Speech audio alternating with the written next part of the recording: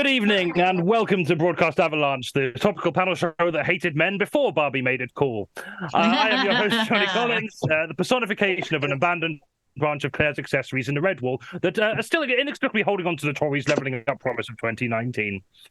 In the news this month, house prices have fallen by 3.8%, the sharpest decline since July 2009. Wow, what amazing news. I hope that's reflected in rent costs. What do you mean rent's gone up by 5.3%? Sure, yeah, why not? That's a good sign of a functioning society that doesn't hate the poor. We love to see that. The UK... Start with the most depressing ones. The UK's first permanent drone delivery service has begun distributing mail between the Orkney Islands and members of the band Sun O, close parentheses, because they play drone metal. You got it. Rock singer Alice Cooper has been dropped by his makeup brand due to anti-trans comments he made. Who saw that coming? Who'd have thought that a makeup company called Vampire Cosmetics, who specialise in gothic makeup, wouldn't be impressed at a 75-year-old man LARPing as a cooler, younger version of himself, making derogatory statements about transgender people. The number one customer demographic for gothic makeup in the 21st century. That'd be like Ivan Moody from Five Finger Death Punch saying that gamers are dangerous for drinking too much Monster Energy drink and need to respect drywall more. Who do you think your fans were, Alice? A royal spokesperson has confirmed there will be no public events to mark the anniversary of the death of Queen Elizabeth II. Speak for yourself. I've been planning a celebratory orgy and fondue party for months. That would be a stinky orgy. The Royal Mint unveiled... The phrase stinky orgy is disgusting. Okay. I'm sorry, that doesn't Royal Mint has unveiled a special coronation 50p coin in honour of Charles and Camilla. Pretty fitting having Camilla immortalised in a 2023 50p piece, given that she too is only a fraction as valuable as her 1990s counterpart. Wilko have gone into administration and are looking for a buyer. Wilko have obviously got the beloved high street chain, so it would be a shame, a real shame to lose them. I don't know, maybe Elon Musk has another $40 billion lying around and could just rebrand them as Zilko or Zoolworths or something. I don't know. I'm never getting over that stupid fucking X. The biggest NHS privatisation since the Blair years has been announced, with 8 new community-driven diagnostic centres being planned in a bid to cut record high waiting lists. It's almost as if the continued privatisation of the NHS is actually contributing to the waiting lists, and the lack of public funding is the cause of this and not the solution. But hey, what do I know? Maybe the reason no one's been able to find a dentist for the last 3 years is because dentistry isn't privatised enough. We'll never know. England were runner-ups in the FIFA Women's World Cup, narrowly losing 1-0 to Spain. Both teams who didn't even get to the semi-final in previous year's Men's World Cup, proving once and for all that men have less innate sporting talent. The last time men made it to a World Cup final, fucking Atari didn't even exist. I don't know why we even bother with the men's team, to be honest. Why do we need all this gender balance wokeness in a field where men simply aren't suited for it? It's woke culture gone mad. It has been reported that Oxford Churchill Hospital has carried out the UK's first ever womb transplant in a 17-hour operation that took place in February. J.K. Rowling is reportedly furious at this news, quoted... J.K. Rowling is reportedly furious at this news, quoted being saying, "Oh, so now they're making plants trans as well as humans. When will this suppression of biological Frasier's end?" Womb transplant, incidentally, is also the name of my signature skateboarding trick. And finally, Nadine Dorries has resigned her parliamentary seat. That is not a setup for a bit, it's just fucking finally that has happened. In a resignation letter, she has accused Rishi Sunak of abandoning the fundamental principles of conservatism. I don't know about that. Fucking over and pissing off even your own MPs for the sake of perceived personal gain sounds pretty fundamentally conservative to me. The only way it could be more fundamentally conservative is if while doing that, he also failed to declare potential conflicts of interest when signing over multi-million contracts to organisations affiliated with his own wife and by extension himself. Oh wait, no, we did that as well, didn't we? Everything's fine. But speaking of abandoning the fundamental principles of conservatism, let's welcome all of the broke comedians and artists we're platforming this month. Please welcome our team captains, Eddie French and KIRSTIE Summers. Hello. Hello. On Eddie's team tonight, we've got David STANIER and Laura MONMOTH.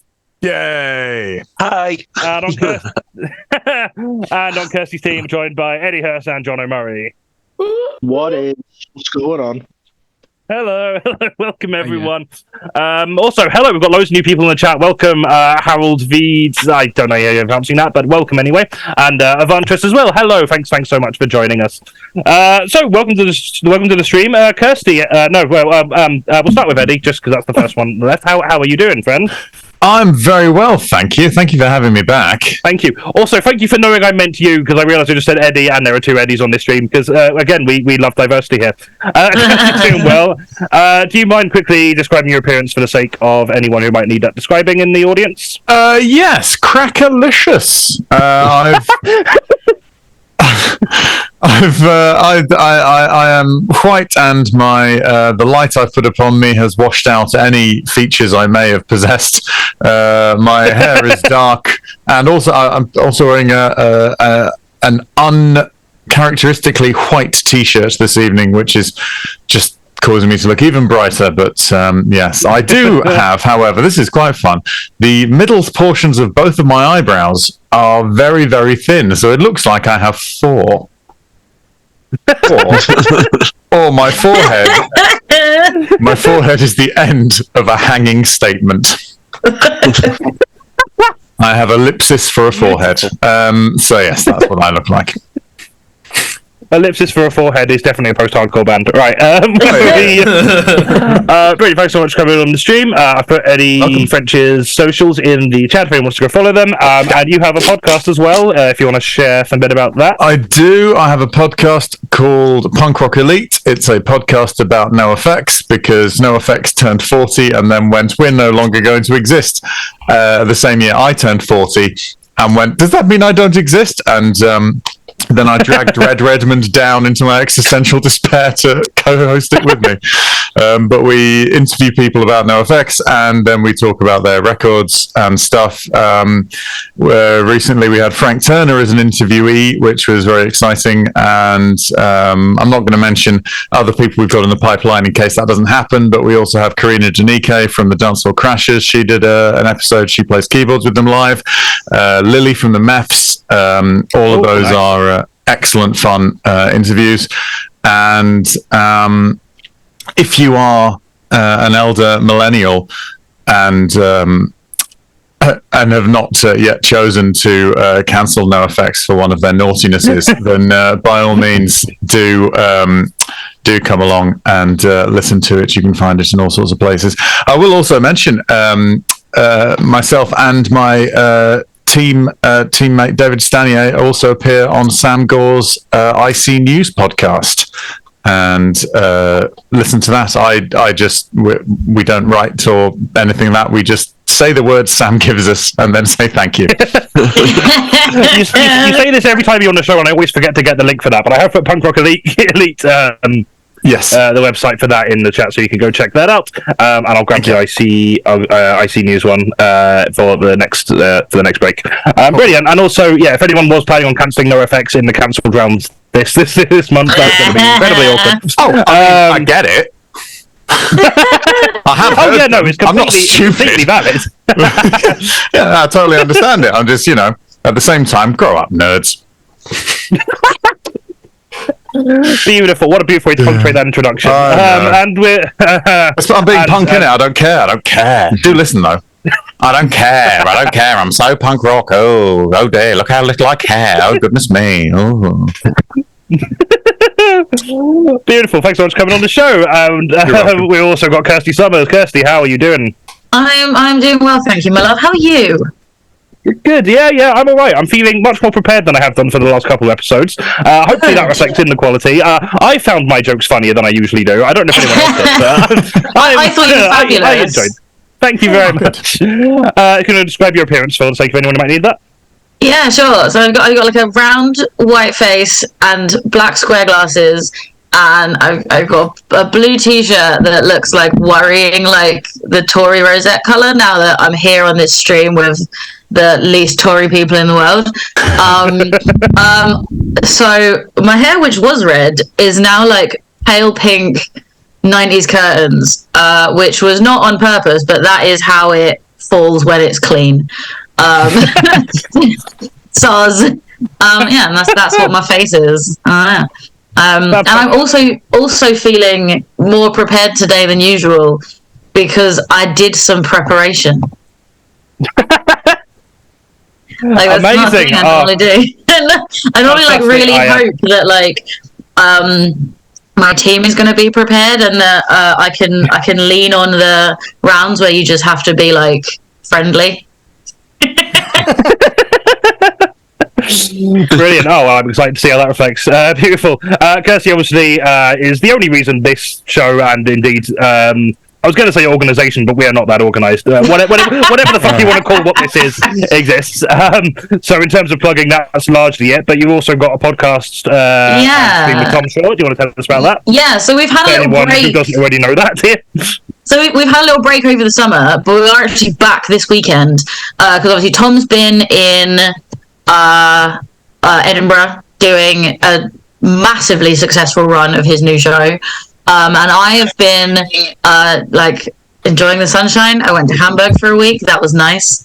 I've not been doing anything anywhere near as exciting. But yeah, our next episode is going to be on Sunday, 2nd of September. There are details on the Talking Rubbish Facebook page. You can follow us on the Talking Rubbish Linktree. We're on the Facebook, Twitter, Instagram, general socials. It will be streamed on Tom's Twitch channel, so at Hot Storm Productions, and then it will be. I've actually done been really productive this week. I've got a bunch of new videos up. So I've edited all of the last episodes. They're all up that you can listen to on their own rather than the full stream. And also all of our drawing videos. So we upload all of the drawings that we do for every episode. And those are now all live, all ready to go. So if you haven't checked out the YouTube channel, it is full of content at the moment. I also have a thing I would like to plug that is not mine, but I think is a very good cause that a friend of mine is doing. So my friend Izzy is working with a charity to deliver medical supplies and pickup trucks to the defense effort in Ukraine. And she's currently raising money to buy a truck, drive it all the way to Europe, and then leave it on the front line full of supplies. And she is halfway towards her £8,000 goal of to buy the truck and the supplies and stuff that the Ukrainians need. And I'm going to pop a little link to that in the chat if anyone wants to chip in and help get some supplies up to people defending themselves from the Russians. It's not funny, but there are some people in the room who are nice and kind, so I thought it'd be worth mentioning. Thank you. Yeah, absolutely. That's awesome. Fab, thanks for putting the link in the chat. Also, can you send me the link tree to Travis, because I've just got the YouTube channel in the command, so it'd be good to just have the link tree to that. Yeah, absolutely. Fantastic cause. Thanks so much for coming back on the show. Also joined by someone who's not done the show for quite a while, but is an absolute favourite, David Stanier. David, how are you doing, friend? Yoo-hoo. Yeah, I'm alright, cheers, thank you. Good. Yeah. Good. Can you describe your appearance for the audience? Sure. I've got brown, short back and sides hair, normal height, although I'm sat down, white guy, boring. I've got a pretty predominant nose, a Roman nose, pretty predominant. Make a Roman go, whoa, man. That's a predominant Roman nose. Use it to make a really straight road. And I've got a shadow. Yeah. Hey. Yeah, brilliant. So it's like we've got fucking two Davids for the price of one. Fantastic, and probably far less than what the price of one should reasonably cost. But well, that depends on how much you're all donating. But we'll get to that once we've actually been funny for a period of time. Brilliant. So I've put David's YouTube in the chat, so do go and follow that. There's some really funny content on there. I really enjoy. Every time I go to get your YouTube link, I always just end up watching Tuckus Ruckus in its entirety, like 4 times in a row. It lives rent free in my head.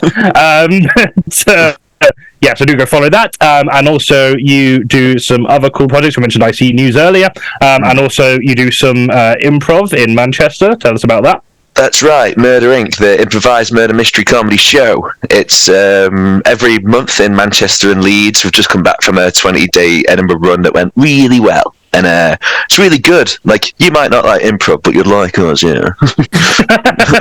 Eddie's in it You too. might not like improv, but if you like murder, then you.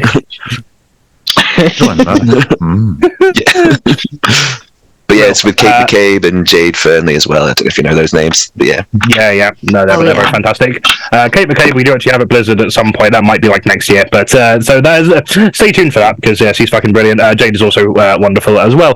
I did actually see one of these years ago, and it was a whole lot of fun. So I do recommend going to check that out if you're in Manchester or Leeds or commutable to those places when it's on. Brilliant. Is there anything else I've missed that you wanna share with the room before we rock? Just tell everyone I'm really muscly. Really muscly, beautiful. Thanks so much, David. And the second Eddie of the stream, Eddie Hurst, how are you doing? Oi and oi. It's me, Eddie Hurst. EDY. Why? Economy, baby. You kidding? I've lived through 2 recessions. Well, 1 definite recession, another on the way. We're all looking forward to that in our advent calendars, aren't we? What's number 1? More tax for the poor. How? Where from? I've got How about the opposition? Are you going to judge the ritual for making swaves of money? No? Great! Good! Thanks, actually. Really excited about being alive now. Good. We've had a breakdown before the show's even started. Amazing. What do I look Lovely. like? Well, I'm a white man, round head, round glasses, round eyes. My age is anywhere from, I like to say my acting age is anywhere from, I'd say, a sprightly 16 to a haggard mid-30s. I've got a moustache. Some might say, you look like Ned Flanders, but actually, does he have this weird bit underneath the, not quite a soul patch? It's got the moustache up top, hasn't it? So He has a pure soul patch. But is it Guy Fawkes? I hope not. Don't really like that association nowadays either. Just can't win. Beautiful. We put Eddie's link tree in the chat, which you can follow all the wonderful things he's doing. And if you, I don't know if we have any viewers in Hull, but you're coming to Hull to do a show. Yeah, Kingston Pond Massive. If anyone's out there, head to the Deep in the morning. Come to see Eddie Hurst's comedy version of Jeff Wayne's musical version of HGO's literary version, Via Also Was radio version, and Steven Spielberg's film version of The War of the Worlds. At the whole Truck Theatre, if you want. If not, I'm still going to be there. I've committed now. It's too late. I can highly recommend going to see that. I saw him previewing that a couple of years ago when he did it at Blizzard, and it's a phenomenal show. So yeah, do go and see that if you're in the area. And yeah, link to book tickets is in the chat. Also, Lord Tolliver just said, "All right, who told Eddie that this was a political show?"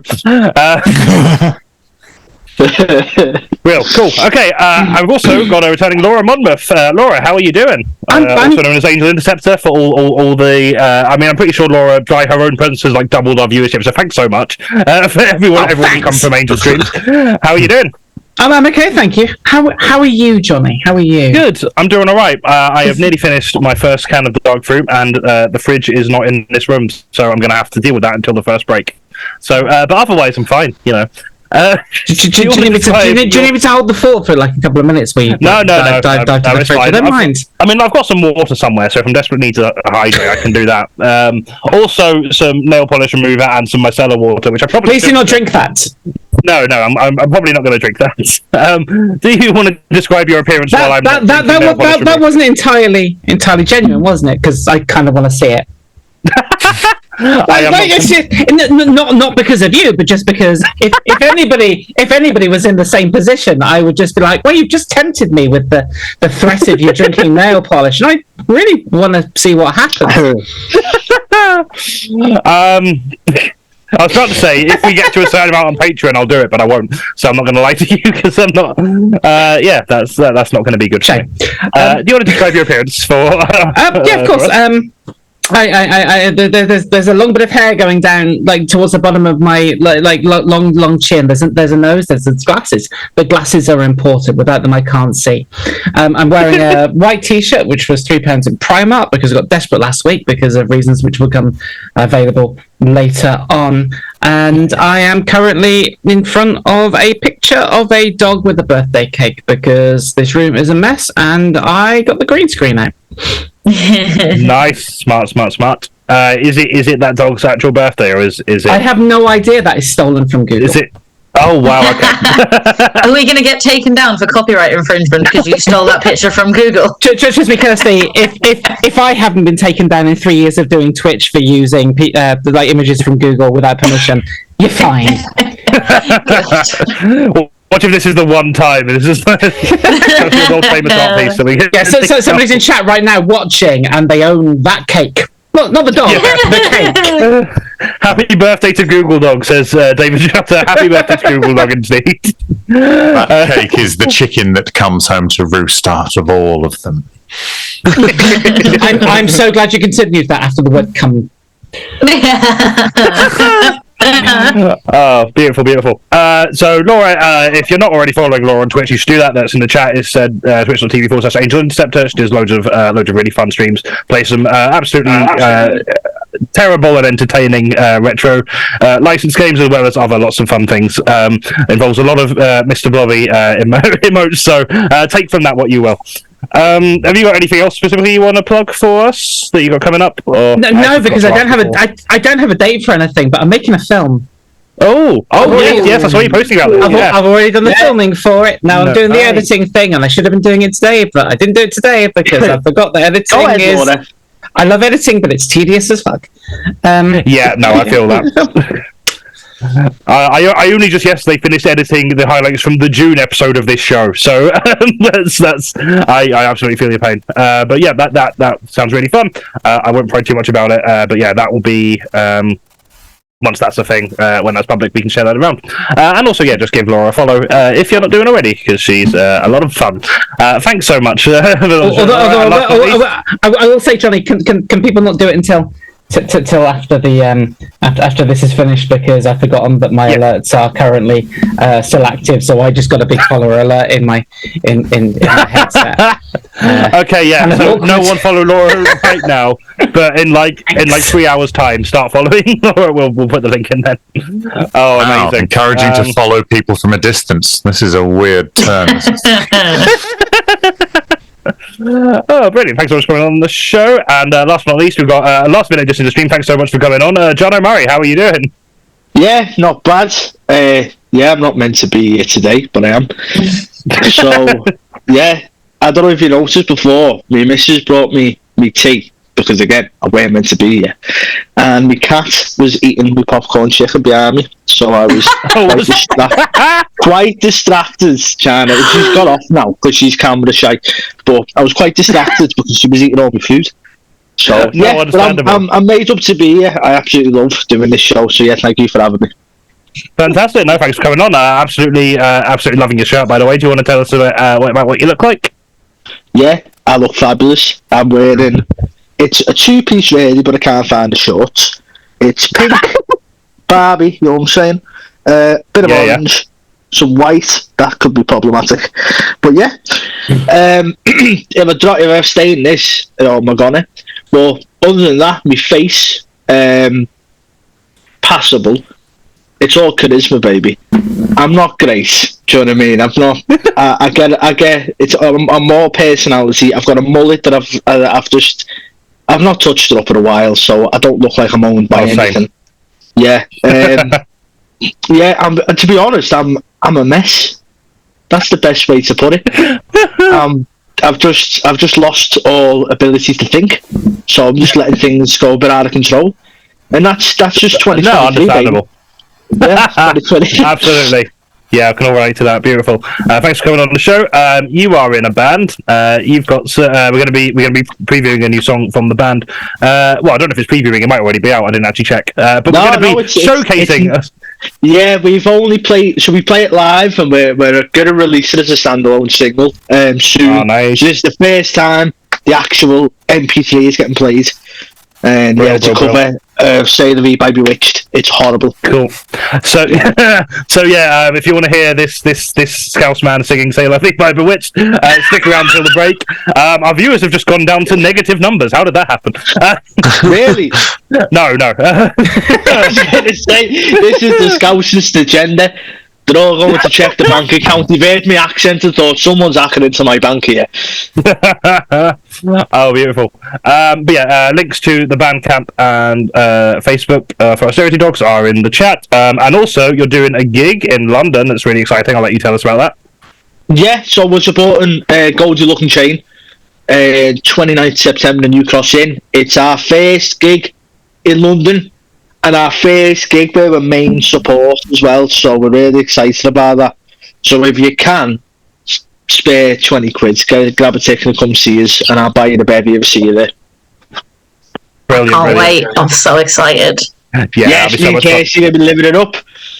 Well, the link to that is in the chat. So please, if you're in London on that date, and not doing anything else, even if you are doing something else, just cancel that and come to this. It'll be much better. So that's on the 29th of September. Yeah, the other thing is not as important. What is important is an angry, sweaty Scouse man shouting about why the country is shit.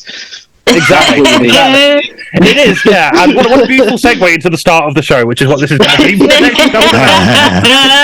Beautiful. Right, okay. I think that's all the admin, so we can get started with the actual show. Yeah. We're going to be kicking off the show with 1,000 words, and then probably some more words to follow that as well. This round we'll be showing some artistic impressions courtesy of the wonderful Rob Maltby of some news events in the past month.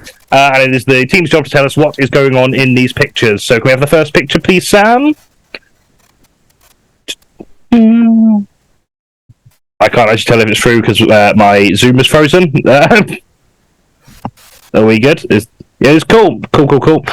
So this picture, just an image description for that before we start. Rob has drawn us a crowd of people near some traffic lights. There are 4 people sat at the front, and they're all facing towards a man with an unsettlingly long arm and microphone standing on a table. Standing on the table. The man has glasses and is wearing a blue jacket, brown pants, and black shoes. There is a dog laying in front of the table, and he looks absolutely fucking miserable. What is going on here? I like that you pointed out how miserable the dog was. Like, it was the only thing I could look at the whole time. I was like looking at this picture. Yeah. Like, yeah. That wasn't Rob. That is how the actual picture looks. That wasn't a Rob flourish. Yeah, that's a sad dog if I've ever seen one. So I jumped on this last night. You asked me to jump on, and I only seen this picture, this rendition, like an hour ago. And I honestly did think someone drew one of our gigs. No. Yeah, good of me. And I like sometimes a little dog, because we've got Austerity dogs to get one as a gimmick, you know what I mean? And yeah, I honestly thought, like, yeah, someone has drawn me shouting at people. You're definitely better dressed and less of a cunt than that, if it's what I think it is. I thought the headline would be "Man left disfigured after overreaching for relevance." Is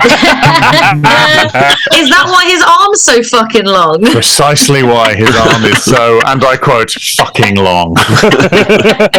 So how many, just to gauge, how many of you actually know what this is? I do. Yeah. Yeah, Everyone does. Apparently just not you, mate. Is this, what's his name? The fucking Graham Linehan? Yeah. Yeah. Fucking get in there. Graham Linehan performing in front of performing in front of 4 people, a dog, and the cast of Sister Act. And one of those 4 people has 3 legs. Oh god, yeah. I didn't even notice that. Suggesting it's Rolf Harris back from the grave doing his Jake the Peg routine. Know your audience. I do look like how like the one on the left is like determinedly looking away from the stage. The one in the green hat. I mean, fair. I'll sit here. I think but I'm that's a not- good call. Yeah, no. I mean, I would just not if- sit there, but I like thinking. Yeah, you wouldn't sit in the front row. Yeah, I like to think. Full context of this story. This is Graham Linehan performing outside of Scottish Parliament after having his appearance cancelled by 2 separate venues. But obviously, given Graham's personal beliefs, he wouldn't dream of trying to force entry into a place where he's been told not to go. I suspect Graham thinks this is his big suffragette moment, where in actual fact it is his father Ted yelling. Is his father Ted yelling down with this sort of thing in front of a cinema showing a lewd movie, and actually increasing demand for the very thing he's protesting against. This man is so bereft of originality that he is ripping his life off of his own works from 30 years ago. But I like to think that the guy in the green hat was just already sitting there, and they started doing the gig around him, and he's like, "I'm not fucking moving for these guys. I'm just going to determinedly sit here and not look at what's happening." I think that's kind of the vibe I'm getting from the whole audience, because the one on the other side also doesn't appear to be looking at the stage, and the two in the middle seem to have their arms crossed and quite angry faces. So I feel like he's just showed up and started yelling at a crowd. And everyone is correctly, very stubbornly being like, "No, you have to leave. We are not vacating the space so that you can have it. You have to go away. We're just going to sit here stone-faced and just make sure you know how unimpressed we are." Don't you hate that there's a queue for the opening of Scottish Parliament, but a gig just takes place in front of it? I think it's super ironic that he's forcing that coffee table to identify as an actual comedy gig. It does feel like he just walked up to where there already was a crowd and was like, "These people obviously came for me, and so I will engage." And it was. To be fair, it was. I think it was a Comedy Unleashed gig as well. So I like to think I like to think this is just this is every single person that Andrew Doyle hasn't yet blocked on Twitter. Nah. It was his 6th gig apparently. And it really bloody showed. I don't know if anyone's watched it. Is there a video? No, I mean, I don't want to see it, but I'm glad to hear about it from somebody who has. I bet his first was amazing. Yeah. But Smashed it, mate. Yeah. carbonara was served. It does feel like an open spot that's just brought all his friends. That was the kind of vibe. Yeah. Beautiful. Do we have any more gags out before we move on to the next picture? I had a half-baked thing about the fact that the artist rendition makes him look a bit like a Sontaran from Doctor Who. But it does. I couldn't make anything really stick, so I'll just bring that up. It is still better than anything I could draw, I will point that out, but it did make me very happy. Oh yeah, I'd like to say also, we do not pay Rob a lot of money for these, so the quality is entirely our fault. Okay, fine. That's it. Thank you so much, Rob, I appreciate you. We call people like Graham, we call them a blade, and he's just a bad blade who doesn't deserve our breath. So that's all I'll say. Absolutely. So let's stop wasting breath on him and move on to the next picture, please, Sam. So this picture depicts 2 brown-haired men, one with a beard and the word tattoo scribbled all over his arms, chest and face, which is just a beautiful, love it. A glitched out t-shirt, and while the other man is wearing a white vest top, they both have their arms around each other and are holding a card and smiling. What is happening here? Really exciting because, of course, John Ronson lost his glasses, but he found Forrest Gump after he did that big run, and they were just absolutely smashing Monopoly. This is definitely me in the future, where I decide that every tattoo I get for the rest of my life is just going to be the word tattoo. Because I actually think it looks sick. It looks really cool. I definitely want at least one tattoo that's just the word tattoo layered over itself over and over again now. So look out for that on the next episode. One of those if people give plenty of money to the Blizzard PayPal. Is it like when they show you samples of fonts, you can just layer them up on them? So you've got that kind of thing. You got Old English, and you got sans serif. You got all sorts of stuff going on top of one. Just the quick jump over the lazy dog over and over again, different fonts. Yeah, Lorem ipsum. I'm sorry, can I just direct something at Mr. Eddie Hurst right now? Just smashing Monopoly. They've done a great trade. Yeah, what for the Prison Printing Guild whole road. It's worth 120 quid. But it's collaborations they've agreed to. You see, We can't see the board. We don't know what else they've got in there. They might be playing the version of Monopoly I played at uni, which is when you could propose to other players and merge your assets. Oh god, it made it last for like weeks. It was appalling. There were divorces, there was all sorts, so we had to have side games that were just lawsuits over divorce. It was incredible, but you never know. It could be house rules. I don't think anyone I know has ever played the house rules of Monopoly. Everyone has like a slightly different. Oh yeah. Like so, everyone's like Gran guessed the rules from when they played as a kid. Definitely. And then, they travelled through the generations, and now no one's rules of Monopoly are the same. And it depends how scrupulous your nan was. Whether she desperately wanted to win, or whether she was quite happy for it to play out. Yeah. My nan was a fucking tyrant, mate, and I learned Monopoly from her. And it's a fucking horrible game. And you're right, the rules. I don't know what the real rules are.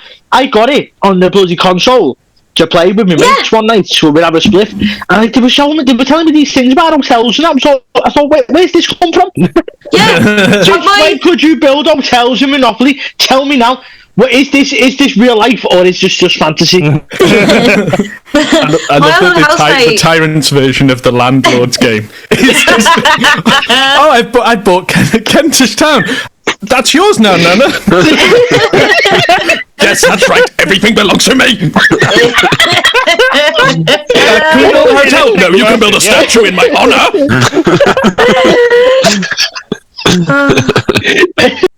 Right. Does anyone actually know what this one is? It is a. I mean, I was going to say it's a less notable news story than the Graham Linehan one, but that was not notable. I'm going to say I genuinely don't know, but also I'm going to say to Eddie again, what is Kentish Road in Monopoly? I don't think you've ever played Monopoly before. Hey, I don't believe in property. I just think it's a theft. What an answer! Actually, I think I might know what this story is. Is it twins separated after permanent market incident reunited? This is not, but I like what you think. In that case, I don't know. Like, Your two best friends in prison have made you a birthday card. That is really sweet. Also, this in itself looks like a nice birthday card image. Shane Meadows reveals exciting new Yu-Gi-Oh reboot. You're not far off with Yu-Gi-Oh. You're in the right area. It's Magic the Gathering. It is Magic the Gathering, but do you know what specifically Magic the Gathering it is? Post Malone bought like one of the best cards off a fan for like 2-point-something million, I think. That's right. Yeah. Full marks. I think it was like exactly 2 million. I'm not sure exactly, but close enough for I think that's getting you the points. Nice. Yeah, you're correct. This is this is Post Malone purchasing a rare Magic the Gathering card from a fan for $2 million. And yet he still never managed to buy a single bar of soap in his life. So that's where we're at. At the end of that round, both teams were on 4 points, so that was exciting. Cool. Okay, so our next round is 3-Minute Fringe. At the tail end of the Edinburgh Fringe Festival, we compiled some of our favourite shows into a bite-sized compilation from some of the most exciting, up-and-coming comic talent of the Fringe. And we're going to start with the one and only former US President Donald Trump, as portrayed by David Stanier. So take it away, Donald.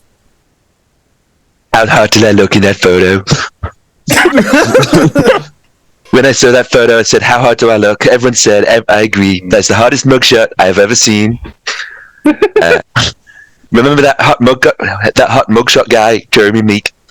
The hot mugshot guy, he called me up, he said, Donald, you are now the hot mugshot guy. Yeah, you should just call me Jeremy from now on. I said, thank you, Jeremy. And Jeremy said, no, thank you, hot mugshot guy. I don't know what I'm doing to having my mugshot taken because I'm innocent. I'm innocent as a baby. I'm innocent as a smoothie. I'm as innocent as untrodden snow, yet to be disturbed by a young deer. Did you see? Did you see how many cars I had in my motorcade? My motorcade had so many cars. We had all the cars. What was in those cars? I don't know, but we got them. Will they be driven by ghosts? I don't know. Did we have so many cars that we ran out of people? We had to use ghosts? I don't know. I'm here at the Edinburgh Fringe Festival. I'm here to drain the swamp, by which I mean the Fringe Society. I'm not saying we should storm the Pleasance Courtyard, but we could. I'm not saying we should, but we could storm the Pleasance Courtyard. My show's the best show. We've got the best flyers. Oh, we've got so many flyers. They're so smart, my flyers. I don't even know how to spell flyers. That's how smart they are. I've got a beautiful poster. Have you ever seen such a beautiful poster? I walked around Cowgate. I said, what a beautiful poster. It's such a good poster. I put it on all the other posters, putting on top of the other posters. I said, Donald, that's not okay. People put a lot of money into advertising. I said, no, I've made them better. No one will mind. The show's getting so many stars. It's getting all the stars. They said, I only generally goes up to 5. I said, make it 6 stars. It's a 6-star show. And I'm going to win the Fringe Comedy Award. Yes, I am. And if I don't win it, then you know the whole prize giving system is rigged, and the award has been stolen from me. And you already know who's won the festival before it's even begun. They're crooked like the FBI. They're so crooked like Hillary. And that's Steve Bennett. He's so crooked. He's so crooked. You know, Steve. He found a crooked sixpence against the crooked style. He bought a crooked cat and caught a crooked mouse, and they all lived together. And a little crooked house. Well, it's a 6-star show, Steve. And that's it, yes. I love the idea that Donald Trump knows who Steve Bennett is. That really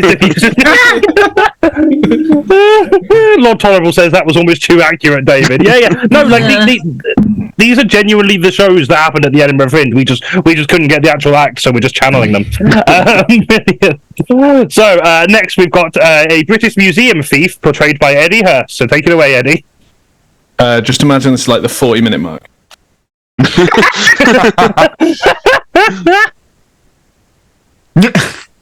Yes, indeed. And so, after 20 years, Mr. Horatio Fumblewitz Lupin III, had been completing the most fantastic masterclass heists of all Britain's finest jewellery.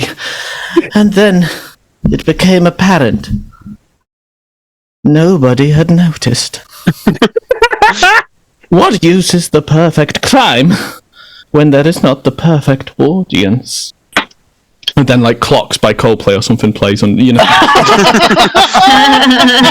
Maybe it wasn't the objects I stole, but the friends! The friends I stole instead!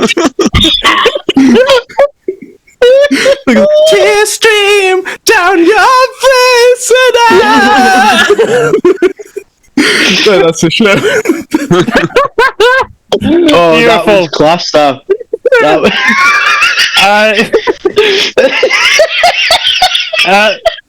For context, for anyone who didn't see that particular news story, essentially, someone was stealing a load of stuff from the British Museum and hadn't been noticed for like years.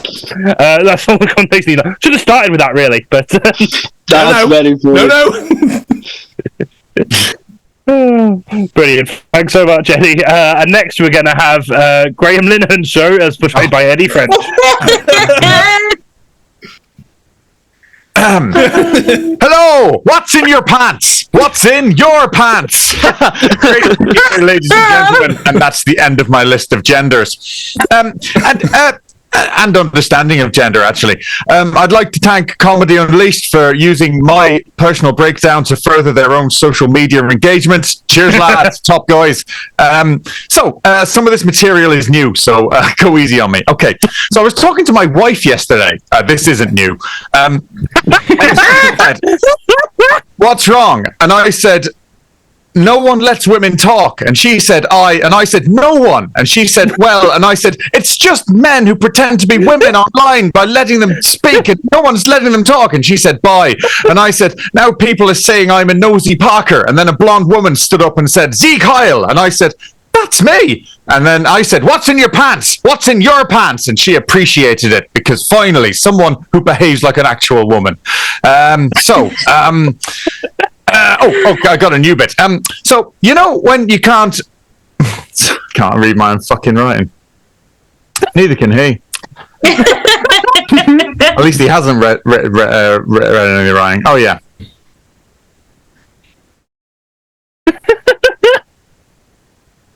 No, it doesn't matter. Anyway, anyone got any change? It's not a free fringe show. I just have no money.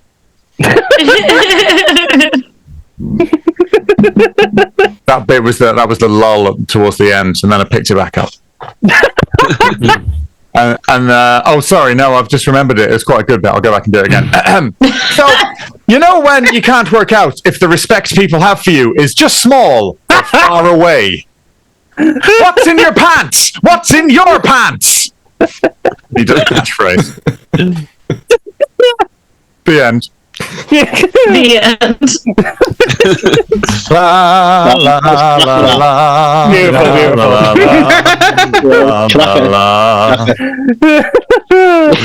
Okay, amazing.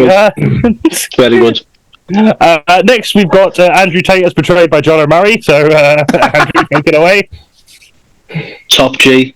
Again, let me just preface this. Again, I only looked at this list like an hour ago, so I haven't actually written anything. I'm just going to bring things up that I find very funny about the Top G. When he got arrested, it was because he started kicking off at our Queen Greta, and Greta was the actual name of the task force that was trying to find him as a sex trafficker. I think that's very funny. What a silly sausage! What a dafty! What a swine! And what I find even funnier is I went down a bit of an Andrew Tate rabbit hole just to figure out why young disenfranchised men like him. And he did this thing about it. He shaves his head purposefully. He's bald because it's a sign of masculinity. Did you see the picture of him in court when his hair started growing? Did you see that hairline? You don't fool me, you silly boy. You've got shit hair, and I like to grow mine out as like a fuck you to him. But anyway, yeah, I'm sorry it's not as funny. But yeah, I think he's despicable, and what's the thing? It wasn't I would have rather fucking. What happened to the days when Jordan Peterson was like the man of the disenfranchised youth? You know what I mean? I miss them days and never thought I'd say that. But I want my boy to come back, you know what I mean? We had to go through the Tate Chronicles to realise what we had. Well, yeah, I'm sorry this is just like put together. Don't blame me, blame John for reaching out to me at fucking half 11 last night. Thank you so much for joining last minute. I appreciate it. Well, yeah, Andrew Tate's silly sausage.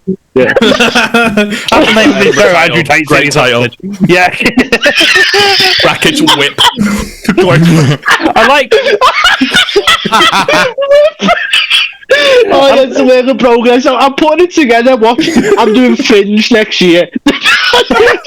Got no money, Top G. With support from us.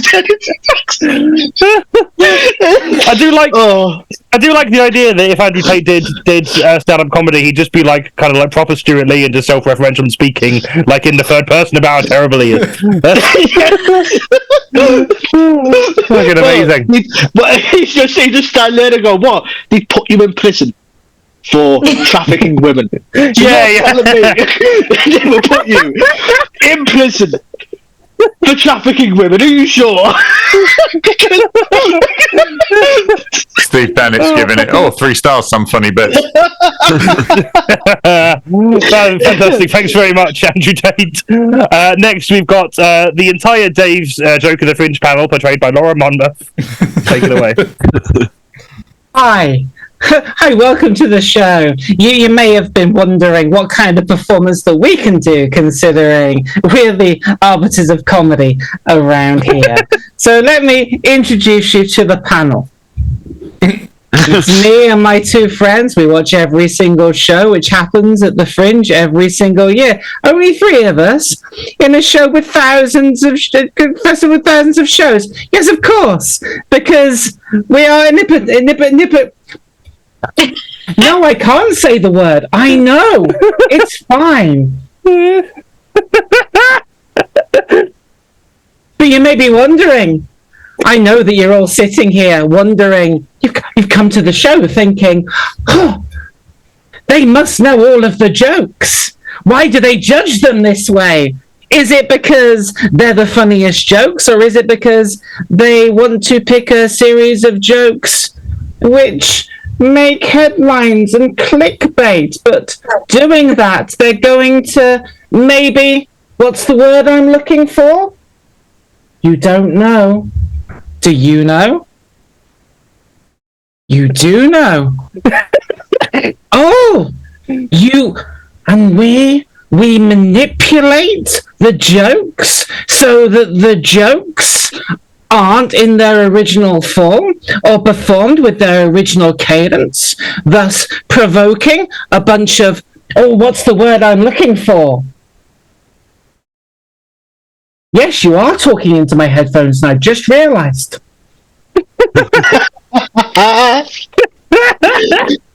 Yes, we manipulate them, don't we? We manipulate to make everybody look bad. The only people that comes out of this looking good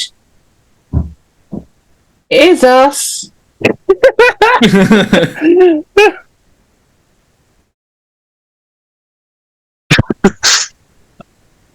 Applause break, and then the crowd. It's how it works. Thanks so much, Dave's Joke of the Fringe. And last but not least, we have the Education Secretary. I could have looked up the name, but none of you, literally none of you would have known it. It's portrayed by KIRSTIE Summer, so take it away. So GCSE and A-Level results just came out. Anyone got their results in this week? Anyone's kids got their results in this week? I didn't do too great in my exams when I was a kid. Scraped a couple of D's, but they don't really matter, though, do they? Like, I mean, look at me now, performing to all of you. It takes a lot to do a big Edinburgh run. You know, stuff that isn't measured in exams. And it helps, right, that my parents have helped pay for like my program costs and accommodation and my rent back home and my venue hire and the art and the promotion and my director and my flyer, right there, smart cookie, yeah, my flyer. They did so well in their exams. They got 6 A stars in their A-levels. I didn't even know you could do 6 A-levels at one time. So, you know, like we, and like mum and dad, but we are paying them like £10 an hour, okay? We're being very generous. But it just goes to show that, like, it takes more than grades. You know, like, you need gumption. Like, I'm the one getting bums and seats, really, you know? Like, you need guts. And I was chatting to my flyer the other day, right? And they were telling me about how stressed they were through the whole exam process. You know, 2 years of studying, hard work. They, like, developed an eating disorder and, like, social anxiety. And how all the school-induced stress. But being told to have this immense ripple effect across their entire future. Could you believe it if that was true? Like, your whole future, based on 2 years, this is what they're telling kids. Like, obviously I told them it doesn't matter. I told them that's not true. Like, now they've done it, it's out the way. You can say that. You can say, like, they've been through this stress for, like, nothing, literally nothing. All of these kids, doesn't matter if they got, like, a D or an A or what, like, it doesn't mean anything. Like, it's actually... what really matters is your guts, like, and your drive, and you can't measure that in any amount of, like, coursework or extracurricular activities. Like, you can't prove that you're, like, smart or reliable or creative or innovative or willing to take risks, really. You can't prove that, like, in any way other than, like, what I'm doing. You can't do that in, like, an academic framework. I mean, it's not like anyone's ever had to go back, right, and resit their GCSEs. Like, could you imagine? Could you imagine if that was true, though? Adults chasing their dream job when they're like 40 doing maths with a bunch of 15-year-olds. Like, that would never happen because you could, like, pay for an accountant.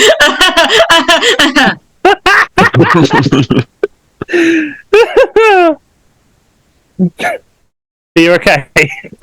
Yeah. Brilliant. That was very good. Very, very Fantastic, brilliant. Okay, that is a tough one. I am torn. I've never said this before in my life, but I'm torn between giving points between Donald Trump and Graham Linehan. But luckily, for the purposes of this show, they are on the same team. So Eddie's team get the points to that round. And at the end of that round, Eddie's team won 8 points and Kirstie's team won 4. We are going to have a short little break now where we're going to be showcasing the Austerity Dogs track we were talking about a moment ago. But if you are enjoying the show, why not share with us with socially constructed trading tokens so that we can all continue to trade them for essential things to live via subscribing, cheering, visiting our PayPal or Patreon. These shows always pay what you can, so if you can chuck us a tenner or so, that keeps being able to run these shows and get all these fantastic comedians on for your entertainment. It is mostly for our own entertainment, but we don't have very interesting lives. But if you've been coincidentally enjoying the show despite our target audience just being ourselves, anything you can spare really helps. And if you can't spare any money, give us a follow on our social channels: Facebook, Insta, YouTube, etc. I'll put all the links in the chat and tell all your friends how great we are and how much we need them for our own self-esteem. Right, I'm going to put those links in the chat now. New special effects. I was not looking at the screen when that happened. I'll have to make sure I do that next time. Social links in the chat and ways you can donate in the chat as well. Also, feel free to subscribe to us on Twitch. We stream usually at least twice a month with this show and our live show catch-ups, as well as ad hoc other ones as well. Right, shall we play the song? Cool. Okay, let's go play the song now. A lot of the children were crying, and he was telling them not to tell the children that they were dying, not to tell them it was painful, and that people had to die with dignity. I said, hey boy, sitting in your tree, Mommy always wants you to come for tea. Don't be shy, straighten up your tie, get down from the tree house sitting in the sky. I wanna know just what to do. Is it very big, is the roof a tree? I've got a house with windows and doors. I'll show you mine, you show me yours. You gotta let me in, let the fun begin. I'm the wolf today, I'll huff, I'll puff, I'll blow you away. Say you will, say you won't. Say you'll do what I don't. Say your truth, say to me. Say Levine. Say you will, say you won't. Say you'll do what I don't. Say your truth, say to me. Say Levine. Do you play with the girls, play with the boys? Do you ever get lonely playing with your toys? We can talk, we can sing. I'll be the queen and you be the king. Hey boy in your tree, throw down your lads and make room for me. I've got a house with windows and doors. I'll show you mine and show me yours. You gotta let me in, let the fun begin. I'm the wolf today. I'll huff, I'll blow you away. Say Levine. Say you will, say you won't. Say you'll do what I don't. Say Levine. Say you will, say you won't. Say Levine. Say you will, say you won't. Say Levine.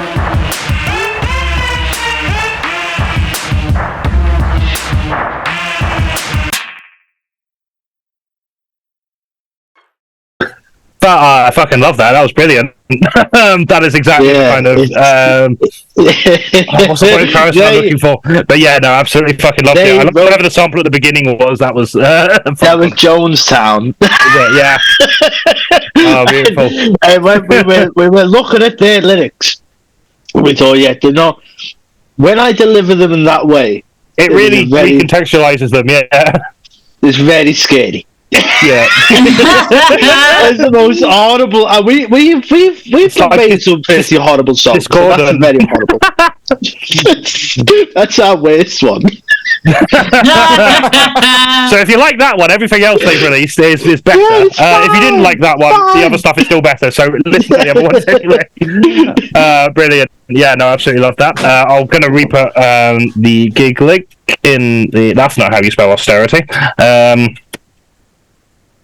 And also the links to the Bandcamp as well. So do go check them out on Bandcamp. They are also on all major streaming services as well, I believe. Not that particular song, but there are other ones which are also very good. And if you're a regular viewer of these streams, you've probably heard some of them before as well. Cool, right. I'm going to go have a piss and then get a Strongbow Dark Fruits, possibly not in that order. We'll see. I'll let you know when I'm back. You have a look through the chat. You drink it while you're pissing, and it's just like a never-ending. Just an end hour, and then the flow never resumes. Yeah, that's what we'll do. Beautiful. Right, back in a sec.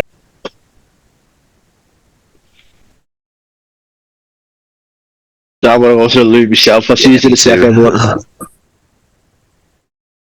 Oh, is it just me left? Cool. Hi, comments. How you doing?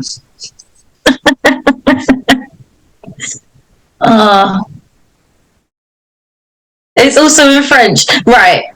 That is true. It is also in French, but like, did anyone else not think it was weird when the song came out that they were like doing Irish dancing over French words? Maybe I'm overthinking a song that I think was predominantly aimed at not children, but like teenagers. But I do that now that I'm old. I appreciate everyone saying hello to me in the comments. It's very cute of you to engage with me while I have nothing to say.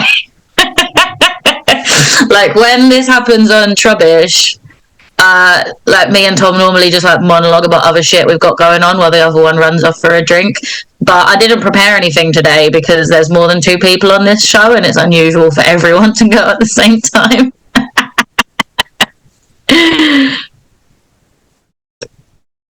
Lord Tolerable, you blame the European Union for bewitched C'est la vie. So, like, are you saying Brexit was the right choice? Yeah, let's have people. Prevent this happening again. Jono, what made you want to do C'est la vie? Well, it was because when I first started dating Mrs. Lorien, that's one of her favourite songs, and she went, do us a cover, and we thought, why, for a laugh, let's make this the most evil thing we can. That was good. I liked it. And yeah, we did it. She loved it, and then I did a gig, and we thought we'd play it live, and everyone in there loved it. Like, you've got to do that again. Yeah, no, I can imagine. We play it live. We're allowed to play it live, but we've just recently sourced the cover license for it, so we can now release it. So that's why we were able to play it. Then we sorted all that, which because that's what whenever we play live, that's what we end the show on. And, nice, fucking amazing. We really like Death Grips, and we thought we'd want to do a song. It's definitely got that kind of vibes to it. Yeah. Kind of like slightly industrial, discordant Eurodance. Basically. I love it. All things I really like in music. Cool. We're gonna have a look at the chat. There's been a lot of activity in the chat that I've just completely missed. Where are we? Let's go. We'll go from the song. I won't go back to the other ones. Weird song. I dig it. Says Legomancer. Agreed. This absolutely fucks. Of course, that was Kirstie. I didn't even read who that was. I just knew that was you. Imagine if Sean Ryder joined Bewitched. That is. If Sean Ryder's in Bewitched, that is it. Yeah. That's crap. Incoherent teen pop lyrics. Hi Kirstie. Hello Kirstie. Welcome. Everyone else fucked off for a piss, so I was like monologuing and everyone said hello to me. It was very cute. You missed it. I blame the European Union. Do we remember the context for that? Bewitched being French words over Irish dancing music. What a weird combo of what a weird culture clash combo that is. Did you see that? They tried to do a comeback about a year ago. What, Bewitched? Bewitched. They released a song. They were all, they're all in like sort of mum denim now. They're trying to sort of differentiate. So one of them's got like a sort of a denim trench coat. One of them sort of. It was really, really weird because they released a podcast about their comeback as it was happening, And I don't know if you've noticed, but there hasn't been one. No. But they decided to do the podcast as they attempted to come back rather than recording it and going, right, and if we come back, then we can then put release this out as well. This will be good. They go, no. Straight up, put it out first, if anything. Maybe the problem is they didn't cover any of Austerity Dog songs. I think maybe that's what they should have done. That's it. Imagine them doing what's all about. Just Jonny, you've got to do a bonus track of one of your songs in the style of Bewitched. Yeah, that's fine. And it might be even easier because I've got Irish Catholic roots. So I've got a bit of... I can carry it out, you know what I mean? It's that and rigging up a car to explode. Two things I'm good at. I said that. Just seeing Lego Man say, will you guys take the show to the Edinburgh Fringe at some point? It's not currently in the pipeline because that is very expensive. And if you mean the specific one, it is actually a lot more complicated to do live than it is over Zoom. But it's certainly not something that I would refuse should the opportunity arise. Also, yeah, thanks so much. I'm glad you're enjoying the stream enough to want us to take this to the Edinburgh Fringe. I do appreciate that. We've talked about it a lot. Mainly when we were very new and we were like, and then one day we're like, take it to the Fringe, and then we were like, this is already enough fucking work. No, it's definitely possible. It's definitely possible. Yeah, I'm not it's a tight ship. Yeah, I want to be. I mean, like we already run this at a loss. I would like that to be I'm not under any delusions that doing Edinburgh would be profitable. But if it could be less of a loss than it would currently be, that would be. There are losses and there are losses, aren't there? Really? Yeah, exactly. There are a lot. Yeah, exactly. Brilliant. But yeah, very, very, very lovely sentiment. To be honest, we're more likely to do some of the more local fringes in the north of England before doing Edinburgh, if that's likely to be a thing. But yeah, cool. But Bewitched is spelled exactly like Brussels if you change the letters around and don't know how to spell. You're right. Not terrible it is. Someone do a logo. That can be our next T-shirt design. We never released the. We have not released a single T-shirt. No, we haven't. We did. It was still the Eat House Kakapo that we were gonna do. I won't reveal much, but yeah, I am in talks with an independent merchandiser for bands at the minute, so that might be a thing. If you're interested in T-shirts, we're not going to make them unless there'll be demand for that. But so yeah, do please let us know in the chat if you would appreciate some Birds of Comedy T-shirt. At some point, I might just buy a bulk because I want one, and then I'll have others to sell. We did that with the hoodies, and they basically went to just patrons. Everyone who said they were going to buy one didn't buy one, and I was stuck with a bunch of hoodies that I paid for out of my money. Oh no, I've really just been out of my own pocket. We'll just buy some T-shirts for myself, and then bring them to live shows if anyone wants any. But yeah, we're not going to do a formal run of them unless there is demand for it.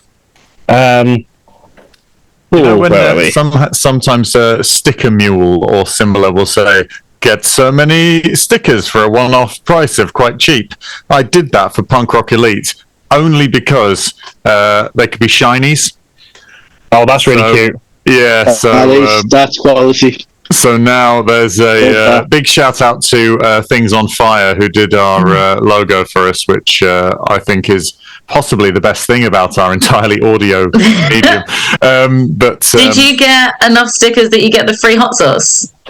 No, I didn't. No, my work uses Sticker Mule whenever we need stickers, and because we do multiple events around the entire continent, we get shitloads of stickers. So they arrive at the office with a bunch of for some reason, Sticker Mule do if you buy a certain amount of stickers, you get some free hot sauce. I don't know the relationship between hot sauce and stickers, but our office fridge is full of Sticker Mule hot sauce that's just congealing. Wow, because Sticker Mule are Italian as well. It's not Italy, the home of hot sauce. Yeah, it's weird. Yeah, no, I think it was there was 50 for about 15 quid or something, and I thought, that'll do in case I ever encounter anyone in the wild who's heard it. So I can, so I have given out a few at various places. But yeah, it's just exciting to have shinies. Yeah. Because, No, definitely. especially when you're talking the sort of age and demographic of your standard NoFX fan.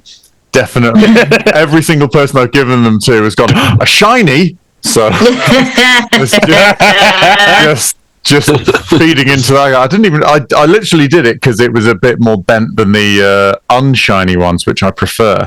And so I was like, let's make it that are a bit more bent. a bit more bent. Yeah, I was like, let's make this a bit more glam. Like, you know, let's do this properly. And then everyone was like, whoa, you can put this one anywhere. Like, yeah, checking the number for it on their sticker album. So, Legomancer has just offered to put us up at theirs for a month, so I guess we are doing Edinburgh next year now. To be fair, that is a massive chunk of the outlay absolutely removed. This is becoming plausible. Yeah, like that was my plan like a decade ago when I actually had friends in Edinburgh, but I just did not keep up in touch with them. And I feel like after not speaking to them for like a decade, I can't just message them being like, "Hey, can I just crash yours for a month?" So yeah, that'd be fucking great. I mean, we wouldn't do this show every day for a month. I feel like we'd run out of content very quickly. But we might potentially do a few, maybe some of our regular like live showcases. That could be fun. But yeah, cool.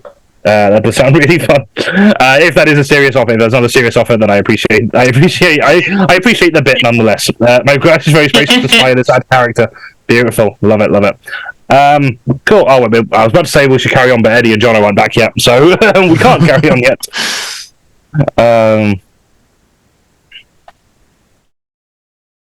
Have a scroll up in the chat, see if there's anything else that we missed. Yeah. I'm back. Hey, Jono's back. I'm using these, and the battery isn't what it used to be, so I'm so sorry. That's alright, no worries. The other thing, he misheard observational comedy as obligational comedy. Fucking weird. I assume that's about Graham Linehan still. Yeah. The way some people perform comedy, it looks like a fucking obligation. Ava Limited, I really like the idea that he walked around Edinburgh with a table looking for the right spot. Yeah, no, that is 100% what happened. I mean, it was also obviously a publicity stunt. Like that was always going to be what was going to happen. But given that is the case, it looks like it really just didn't look good in the way they did it either. With publicity stunt, you've just done the most gracious rhyming slang of the evening so far. Yeah, I have. Yeah. Beautiful. The thing is that if anyone else was walking around with just a table and just went, I'm just going to do a gig here, people were going, oh, Spirit of the Fringe, check out this one. Oh, how pure the intentions of this angel. And it's just because it's him, everyone's like, fuck off. Basically. I think we know what you think, Graham. Safi wants us all to hydrate. Everyone have some water, please. Oh, yep. I'll have some water and not just stronger dog fruit. Well, thanks for the reminder. Leave the room to get water, so I'm just gonna. Power through. Let's have the next break. Yeah. I like the idea that he doesn't know how to face the audience. Yeah, it's like a proper like stage photo. That one. I think it was meant to try and look like in the moment, but it really isn't. I prefer to see the dog do a shit, to be honest. Yeah, no, that'd be funny. That is definitely Spirit of the Fringe. Just doing that.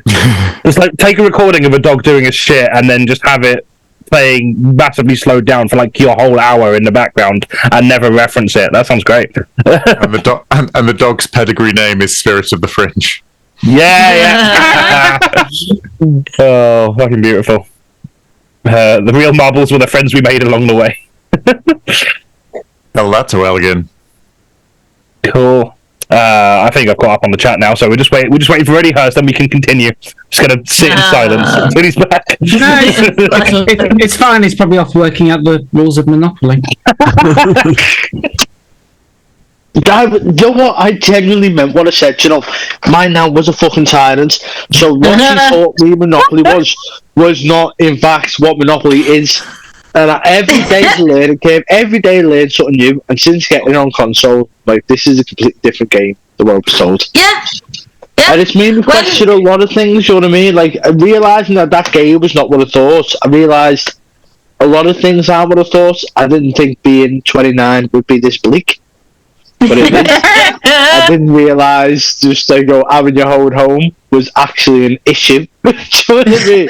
Things break here. When I had a landlord, I could blame them. If something breaks now, I'm the landlord.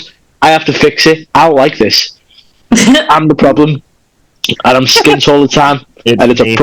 I'm really upset. See, you said that my granddad told me to taught me to play chess, and he taught me to play chess by he was effectively on his deathbed. It was like 1987. I was like 6 years old, and he I'd go in and he'd be in my parents' bed, and he'd bring out the chess set, and it was basically a old-fashioned chessboard that he wanted me to play on, and he'd play against me, and he'd let me win, but he'd let me win because he would tell me that the rules of chess are exactly the same as the rules of drafts, but with characters. Oh, that's everything moved exactly the same way, but it was set up the same way. It was like all of the pawns were on the top, and then on the back row you'd have a king and queen, one rook and one horsey. Knight. and yeah, that's the one. And it would play exactly the same ways as all the drafts to make sure that I won. Oh, that's a really nice. That's really sweet. Nice, yeah, no, that's it's. See, they're not all tyrants, is what I'm saying there, John. They're not all tyrants. It's a really nice story. It's nice for a change to have a wholesome story to crack on before we get back into. Do you sometimes just watch the dressage to see the horses going diagonally and go nostalgia? Forwards, backwards horses like they have now. Yeah. My dad taught me to play chess, and he didn't let me win. But my godfather would come round, and we would play KIRSTIE and Jason rules chess, which was if I wasn't winning or we got bored, my dinosaurs were allowed to storm the board. I like that. That's really good rules. Yeah, I like that. I think more games should be improved with that. Yeah, that was sort of rigid Soviet chess master kind of approach. And your godfather just went, "This is called a tabletop RPG. Roll for dinosaurs." that little clock you get on the side, if anybody goes over it, that's when the dinosaurs are unleashed. Can't wait for Queen's Gambit Season 2. Very exciting. Beautiful. Oh, we're back. It is Queen's Gambit. Are we ready to carry on with the show now, or does everyone else need anything? Does everyone else need anything? Anyone? Cool. Okay, brilliant. Our next round is called This Just In. Our teams are going to be filling in for news anchors reporting on a breaking news story, but without an auto cue, and they have to fill in the gaps themselves, as that's how the news works. Yes, shut up. Tenuous is this show's middle name. Each team are going to be given a choice of 3 topics. I will read out the first line of a news story pertaining to that, and then they'll take it in turns to carry on the news story for as long as possible, and points will be awarded, probably. They might not be, doesn't matter, whatever. So we're going to start with Eddie's team. So when we start, we'll go in the order of the team. So Eddie, David, Laura, and then loop round. So your 3 topics are celebrity, entertainment, or science. What would you like? Anything spring out? Entertainment, surely. Entertainment? I'll go entertainment. Although science could be fun. I mean, it's... I'd be really smart, though. Yeah. So I was thinking. So I think I'm stupid enough to be entertaining. I'm not clever enough to be science.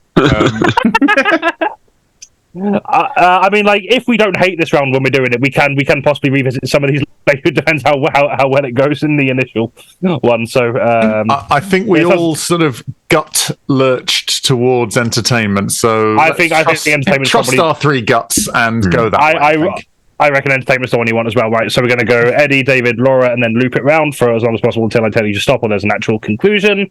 So your first line is, comedian Joe Pasquale has said he's lucky to be alive after a freak moose antler accident.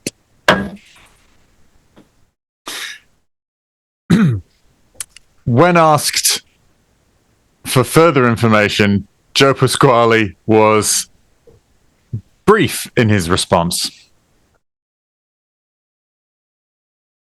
He merely muttered, "The gates were on fire." And then people questioned him until he replied, "Oh, the gates are on fire!"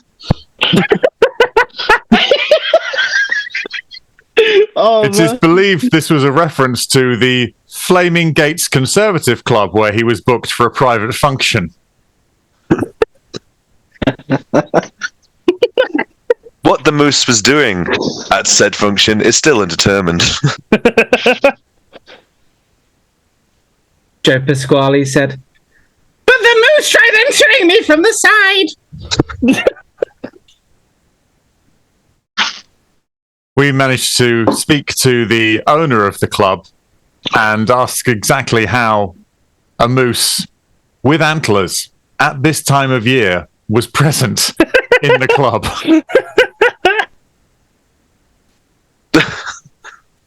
The president remains very tight-lipped about the subject.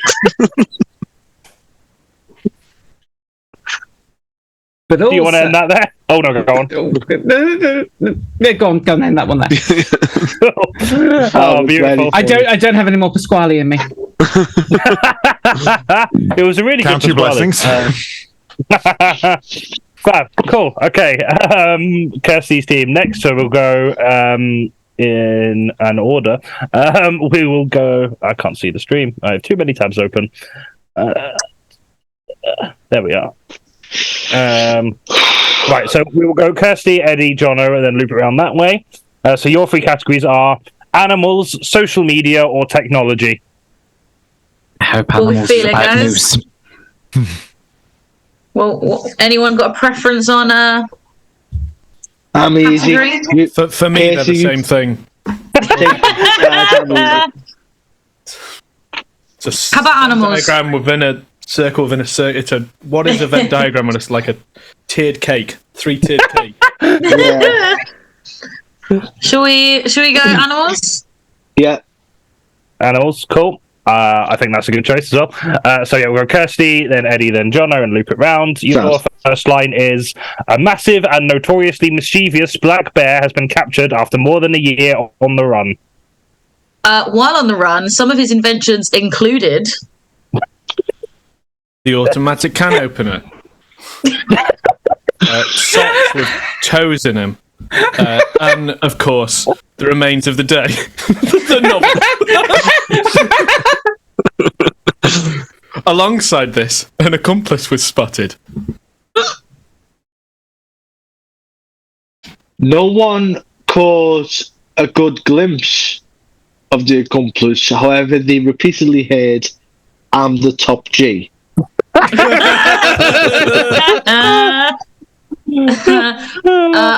Onlookers spent a lot of the time hoping that the bear might maul the accomplice.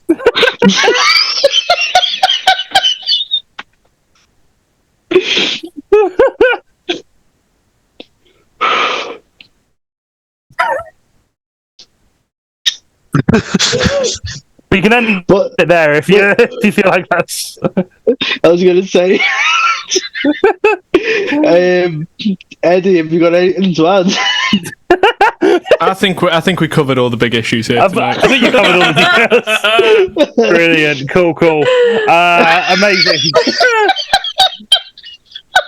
Also, at the end of that round. Okay, at the end of that round, Eddie's team are on 9 points and Kirstie's team are catching up with 7. Do you want to do another round of that, or should we move on to cancel? It's entirely up to you. More? Okay, we can do more. Put it to the people. Okay, I'll take too long. You choose. Okay, back to Eddie's team then. This time we'll start with David. Oh, then so go we're playing Laura. Tyrant rules then. Yeah. So yeah, we'll start with David, then Laura, then Eddie, and loop it. So you've got celebrity and science left. Which one of them do you want? Oh, fuck it. Should we try science? Let's go science. Yeah. I agree. Oh, okay. Science, please. I think this will be a fun one. So starting with David. A man who claims to be one of the world's first ever time travelers says he's been to the year 2118 and has a picture to prove it. The picture depicted his arm adorned with many different wristwatches. Looking at the wristwatches, he said, "Your great-great-great-grandfather."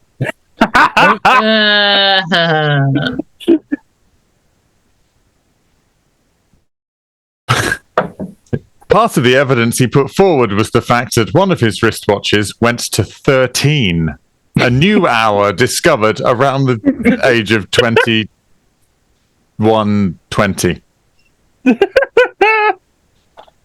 He claimed Big Ben exploded and the other hour was released into the atmosphere.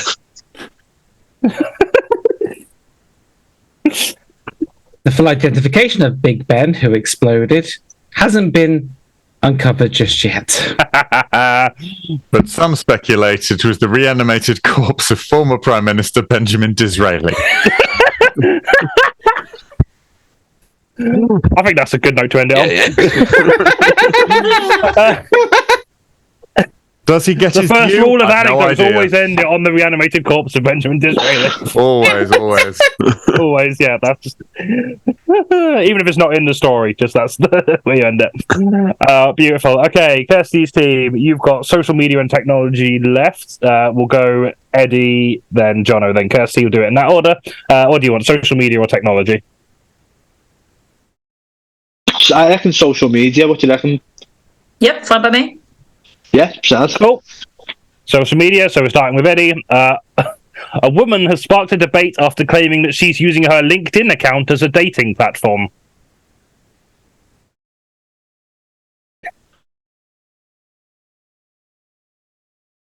Is it Eddie first, then me, then... Yeah, Eddie first, yeah. Oh, right, okay. Sure. Yeah, sorry.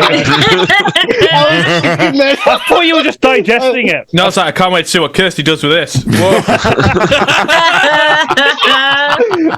Eddie, do you want the line again? Kirstie. Yeah, so, yeah. Could I have the line again, please? Yeah. A woman has sparked a debate after claiming that she's using her LinkedIn account as a dating platform. Hark! Fury! Argument! Debate! Rings through the halls of social mediaton.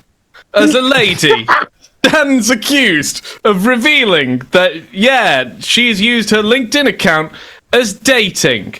The world has been rocked as she's got some hot dudes off their job titles. When asked for comments, she stated, "It all began when I shared a post about my promotion. And then a young fellow called John said, 'Congratulations, winky face.'"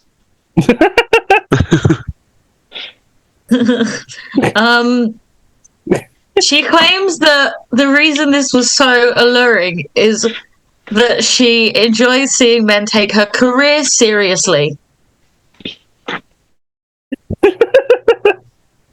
In fact, she spoke about it in a 2,000-word post she shared on her page in 12-point sans serif,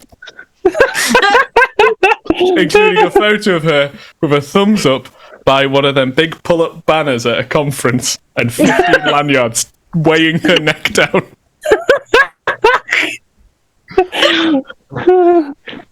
She claims there has been much success from using LinkedIn as a dating profile. However, she noted one bad date. She claims everything was going fine until I realised that he used Comic Sans.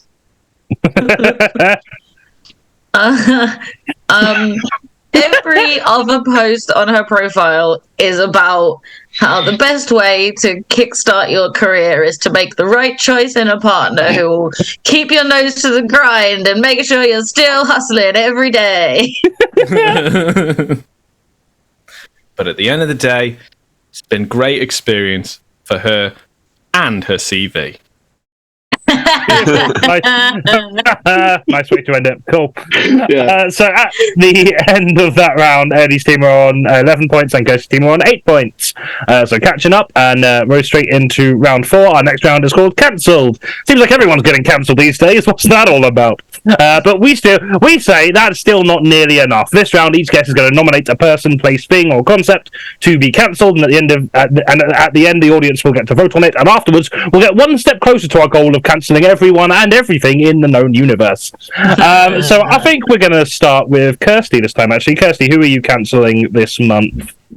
So this month, I am cancelling Neil Gaiman. And in fact, everyone involved in the finale of Good Omens season 2. Because are there going to be spoilers in this in case anyone needs to duck out? No. I was fully going to spend the entire time just being like, "How fucking dare you!" and then encouraging people to watch it so that we get a resolution to the cliffhanger they've left us on. And like, it's so that I don't go into spoiler territory. What I will tell you is I am going to be worried about them until season 3, and I don't have room in my soul for this kind of anguish because I am still worried about Ed and Steed from Our Flag Means Death. Okay, and you remember how that fucking wound me up? Yeah. Season 2 of that isn't coming out for 2 more months, so I have to carry both at the same time, and I can't handle it. How dare you? I shall leave it at that, but do go watch the show because, like, they need to renew it. I need to know what happens next. So you want to cancel Neil Gaiman, but also still make the show?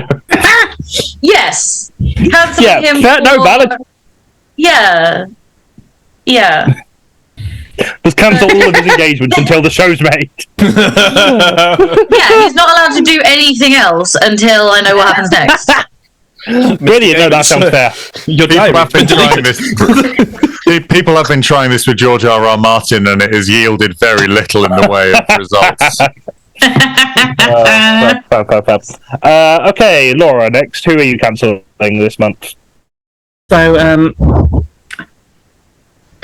couple of months ago, I came up with an idea that would it be possible to get from the Midlands, where I am, around Birmingham way, all the way down to Land's End in 3 days on a series of local bus services, which would all cost £2.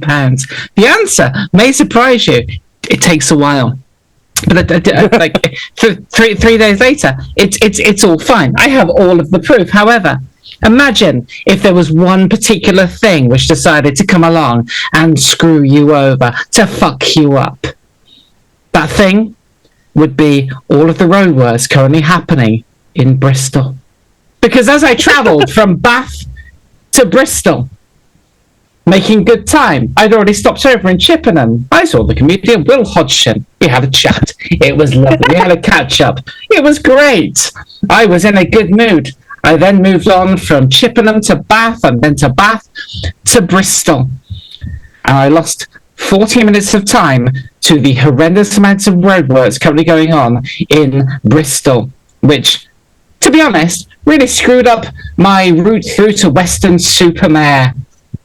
And then on down through to the southwest of England. So I would like to nominate the council, the people involved in creating the worst traffic jams that I've ever seen around Bristol Council, because they're bastards. Absolutely valid. Cool. Okay, brilliant. Lovely stuff, Bristol Council. I'm just going to put it down for that. I'm aware that's short here, but Twitch polls have a character limit, so that's what I'm doing. Okay. Jono, who are you cancelling this month? It's not a case of who, it's a case of what. Okay. I'm cancelling Monsters. Because...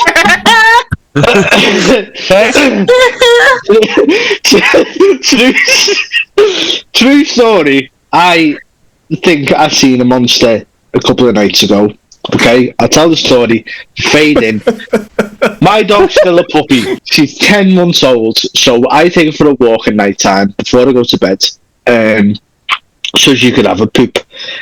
I'm walking out the house, and I live right by Goodson Park, Everton Stadium, so I'm walking along the stadium, and there's a guy right at the other end stumbling the same side of the road as me. I thought, if you're drunk, I'm going to get out of your way.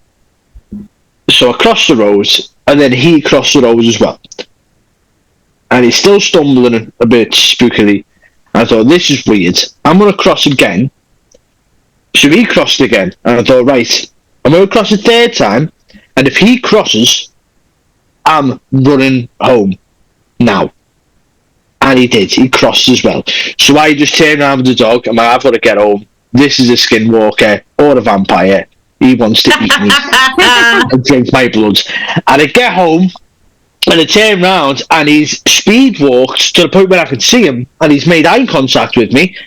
And it was terrifying. So I get in with the dog, lock the door, run upstairs. My missus is in bed, and I'm like, I think I might have just seen a vampire. And I look outside, and it turns out he was just a drunk guy. But for a good 30 seconds, I felt like it could have been a vampire, and that was the end of my life. And here's the thing, Johnny, I'm scared of two things: wasps and vampires. I'm definitely scared of them. And I don't know where the vampire thing come from, but I am. I'm really scared of them, and I didn't like that. So I'd rather monsters didn't exist, if that's a thing. Just get rid of monsters. Cool. So we'll cancel monsters if they exist. Yes. Brilliant. Fantastic. Cool. Okay. Yeah. No. Absolutely. Brilliant. Okay. Cancelling monsters. So next, let's have Eddie French. Next, who are you cancelling? I am cancelling. I'll give the run up to this. Recently, I have lost weight as a result of more than one doctor saying, you know, you can't be that fat and 40 years old. And I said, can't I? I said, no, you are not resilient enough, my friend. So you need to stop being fat or be 40 as the last birthday you actually observed. So I said, okay, fine. So I said, can I just eat less dinner? And they said, you have to actually do some exercise. And so I am now privy to information regarding exercise, and I'd like to cancel whatever try-hard ninny names exercise equipment. I mean, we've all heard of an exercise bike. You go, oh yeah, that's different to a recreational push bike or whatever.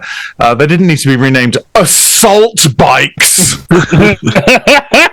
Because that just sounds like a getaway vehicle from a dreadful crime. It's not there's nothing. What's so assaulting about it? Oh, you get on it and you do a workout. Yeah, what's different from the spin class over there with the ladies listening to house music? No, this is an assault bike for people with knobs to get on it.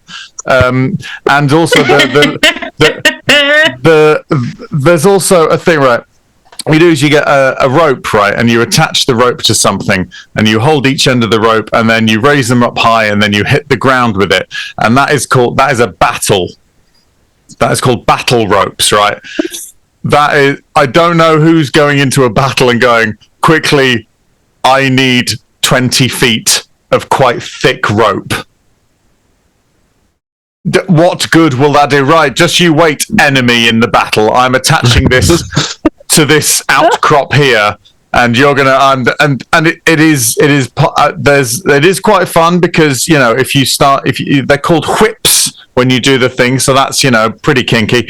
And what you can do is, if you want to really, really upset other people doing ropes at the same time, is just mutter under your breath, yeah, you dirty floor, you like that, don't you, when I hit you with the rope? And just slowly say that louder and louder and louder. Yeah, you take that, you little crash mat covered floor. Oh yeah, you little linoleum bitch, you have that. Yeah, you have that. You taste my battle rope. Oh yeah. I've dipped the ends in plastic so that they've got a handle on them. Ooh, they're all black, aren't they? Oh, aren't I a dangerous rope hold? So yeah, I'd like anyone who has named a piece of exercise equipment after some form of warfare. You're wearing Under Armour. Grow up. Fucking beautiful. I did not know any of that, and now I hate gyms even more. Amazing. Oh, yeah. Absolutely woeful places. Yeah. Eddie Hurst, we'll have you next. Who are you cancelling this month? Hey, thanks for having me, Johnny. So, look, I want to talk about a blight, a curse that has been upon many rolling news websites for the past, I'd say for a good few months now. I don't know, I feel like this is the first year that I've noticed, and maybe I'm wrong here, but this is the first year that I feel like really journalism of like music festivals has gone truly deranged. It's gone wrong. Like, I don't know what's happened, because look, basically this happened is like, so they're doing stuff on Leeds Fest. Fine. Oh, great. I can't wait to see what lesser-known bands they're championing. I can't wait to hear about new music that could possibly... No, they're reviewing Billie Eilish. Oh, yeah, because she needs that. She could really do with that publicity, bless her. That'd be really useful for her. I'm sure those words... She's really going to take those words to heart as a stern talking to. And so I saw this person. It was like Sam Fender crowned King of the North with career-defining set, and I was like, holy shit! That feels like quite egotistical to have been crowned King of the North during your set, because obviously that, like, if a stage manager was there, that must have had to have been okayed by him. You're not just going to let somebody come on with a crown, are you? Because you've chosen that, which, all right, a bit much. Stage with a crown, which, how did that happen? That does feel worth it. So I read the whole article, and not one fucking point is there a crown. No point. It's just you just had a nice set, and that's great. We all like Sam Fender. Good for him having a nice time on his set.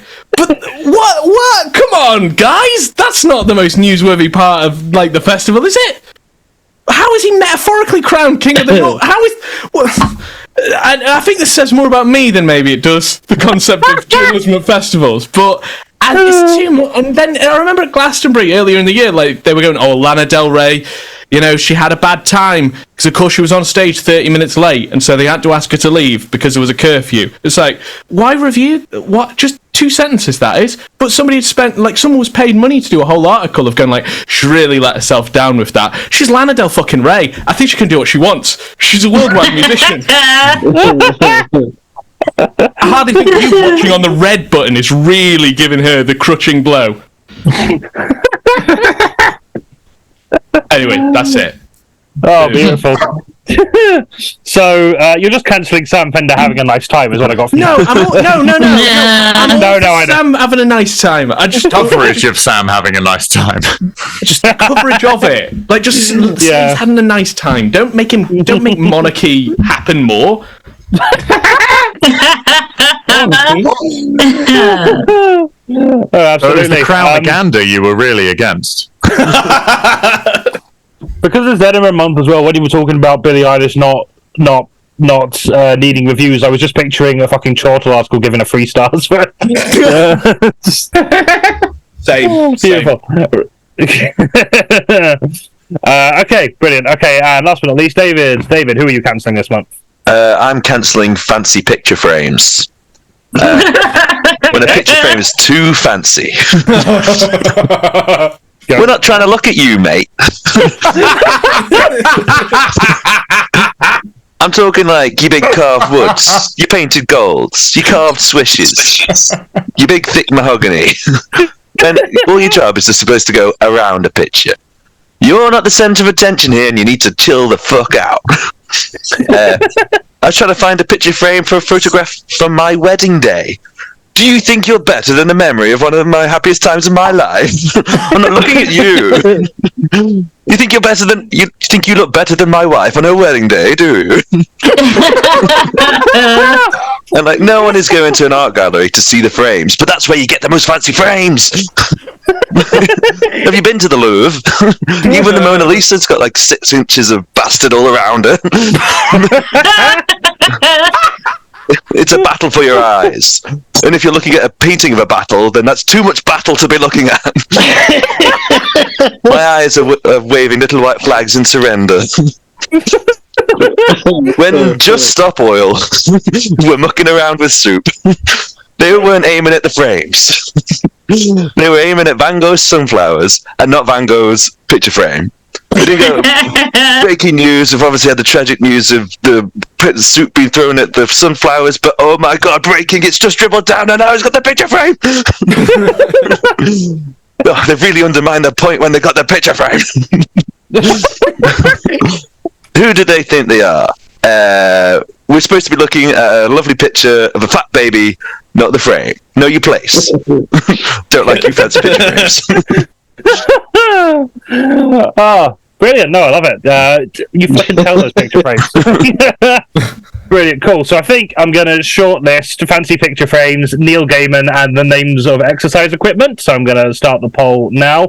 Get your votes in during the next break, and then whoever gets the most votes will get the most points. And I am in no way checking to make sure that people aren't just making like 20 alts to vote for their own one, because that seems like if you've got the time and energy to do that, then just have the points. I'm not fighting. I'm making 20 alts to vote for David's. The Mona Lisa's got... The Mona Lisa's on your got... team. Good. Yeah. Embarrassing vote for David. It's the best news I've had all day. The Mona Lisa's got 6 inches of a bastard around her. Come on, what? I don't get poetry like that anywhere other than from David. It's glorious.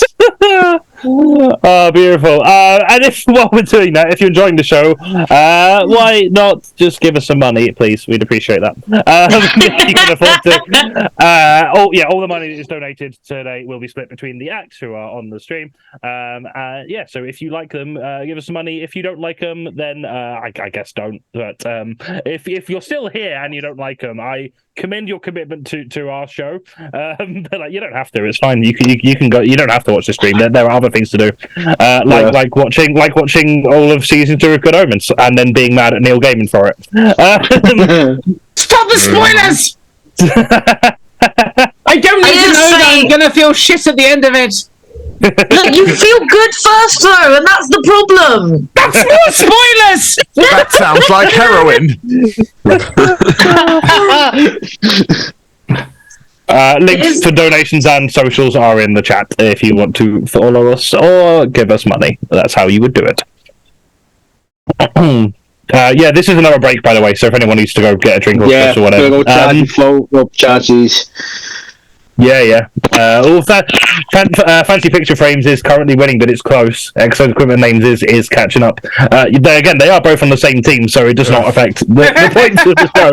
But and there was me hoping that putting the other team on twice might split the vote. Giving it more a chance. Yeah. It's an art, not a science, I'm afraid. Yeah. No way to know. I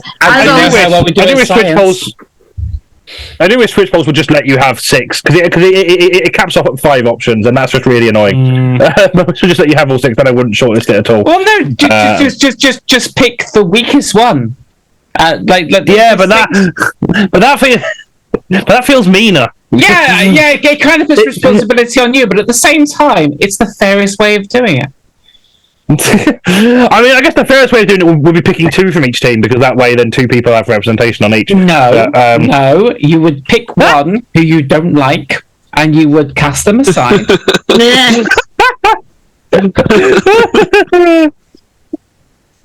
Fair. Just to mention that Johnny's mic volume dips when they're on the scene on their own. Oh yeah, I think that happened last time as well. I don't know if there's like a filter on or something during that particular scene. But yeah, thanks for flagging that, David. Shutter. We need proportional representation. We do, yeah. Twitch polls are not equipped for this, unfortunately. We can't have proportional representation. We can only have AV. Yeah. Bloody Lib Dems. Hey, but it's a good job we charge £5 a bag now, isn't it? Yeah. £5 a bag for the Lib Dems. Fucking hell, that's some weird alternate lyrics to Mary Poppins going on right there. I'm gonna go for a piss and get another drink. It's inflation. Used to be tuppence. About how long have we got? Just in the poll we've got like another minute, but we'll have a bit longer in the break, so if you need to go for a piss or whatever, go do that, that's fine. In fact, I'm gonna wait out the poll just because it doesn't keep the points up forever. So I want to make sure that I get it right. I'm pretty sure it's not going to change. I know, yeah. I think you're fine. Also, as a completely impartial advisor, I will watch it if you need to go. No, it's fine. I mean, the bar's nearly empty now anyway. If it was like still half full, I would take the risk. But yeah, no, I think you're right. I think it's going to be points to Eddie's team either way. Yes.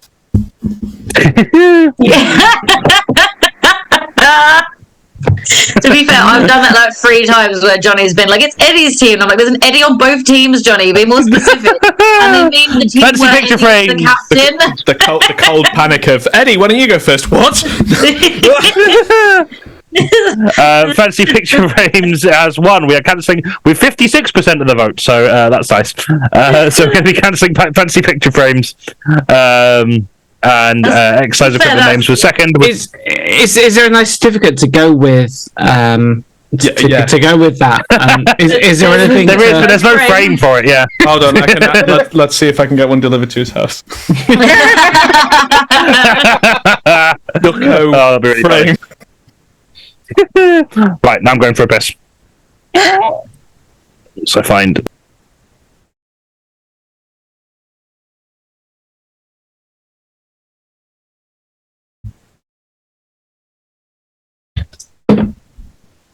How you doing, Eddie? Good?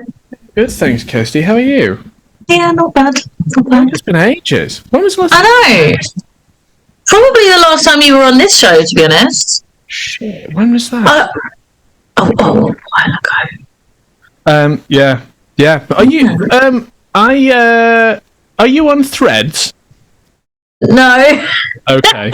Am I missing out by not being on Threads? Absolutely, not even remotely. But are you on Instagram or anything? Because I think we only follow each other on X. The dying one. Yeah, and I just I'm fucking calling it X. So it gives me so much anxiety to just go on it at the moment. I can't even Right.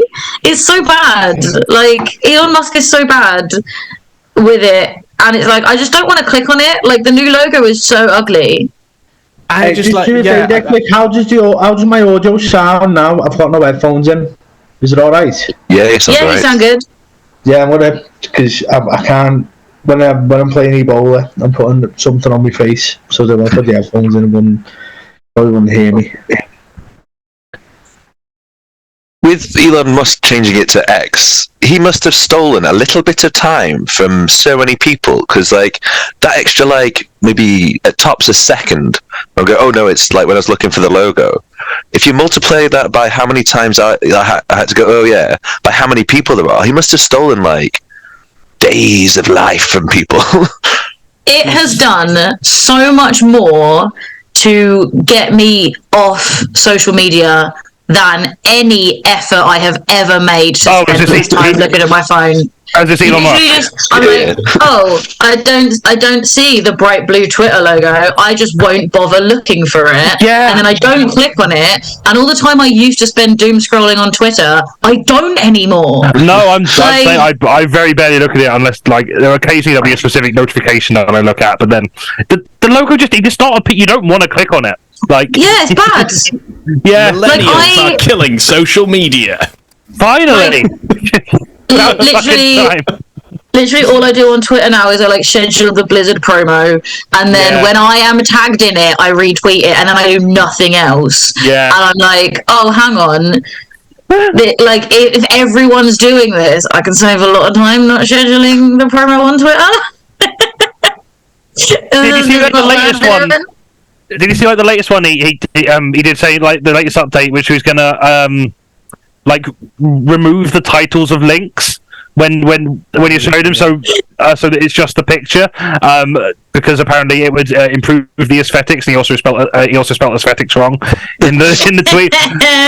And I'm just like, what? No, nobody wants to share a news article with just a contextless picture. That's a round of this show because that's a silly thing to do. That's what nobody wants that when they're actually looking through media. Yeah, and it's this is. I mean, it could do it could stop people just reading the title and not the article. But I feel like what it's but then they're actually just going to looking do at the is, picture, and that could be worse. yeah, that's going to be worse. But what's I like a think. clickbaity picture? Yeah, Clickbaity picture. Oh, it's just going to be all cleavage and nothing else. yeah. I say bring it on. It's about like the stock exchange or something. Yeah. Sounds like my passport photo. I've never been turned away from the country yet. That's how I get into foreign countries. We can't trust any comedy show that doesn't use the to hunt method. I don't actually know what that one is. I could Google it, but I'm going to let Grey the Earthling explain it to me instead because I want to hear it in their words. The what method, beg your pardon? I probably pronounced it wrong. D''HONDT.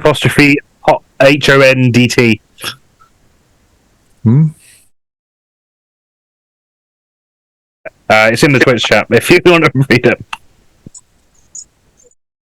Oh, okay. Thank you, Sam. Oh, it's metric I'm still curious comedy. I'm still curious to see how Grey the Earthling is going to explain it. So please do still put that in the chat. That method. Cool. Are we all? Are we just waiting for? Oh, we're waiting for JONO, and I can't tell if Laura's there or not. Or just I am here. Right, fair. Yeah, I John see. is also here. Yeah, and I'm here. I'm ready when you are, Johnny. I'm just going to turn my camera on when you announce who's playing. I've done a thing. I'm trying to outdo what we did with Boris Johnson. That's all right. I'm excited. David Shusser, thank you for telling me how it's pronounced in the Twitch chat. Grey the Earthling is a specific method of counting the votes in all possible nation, therefore funny. Cool. Thanks for that. I appreciate it. Right. Okay. We're all back.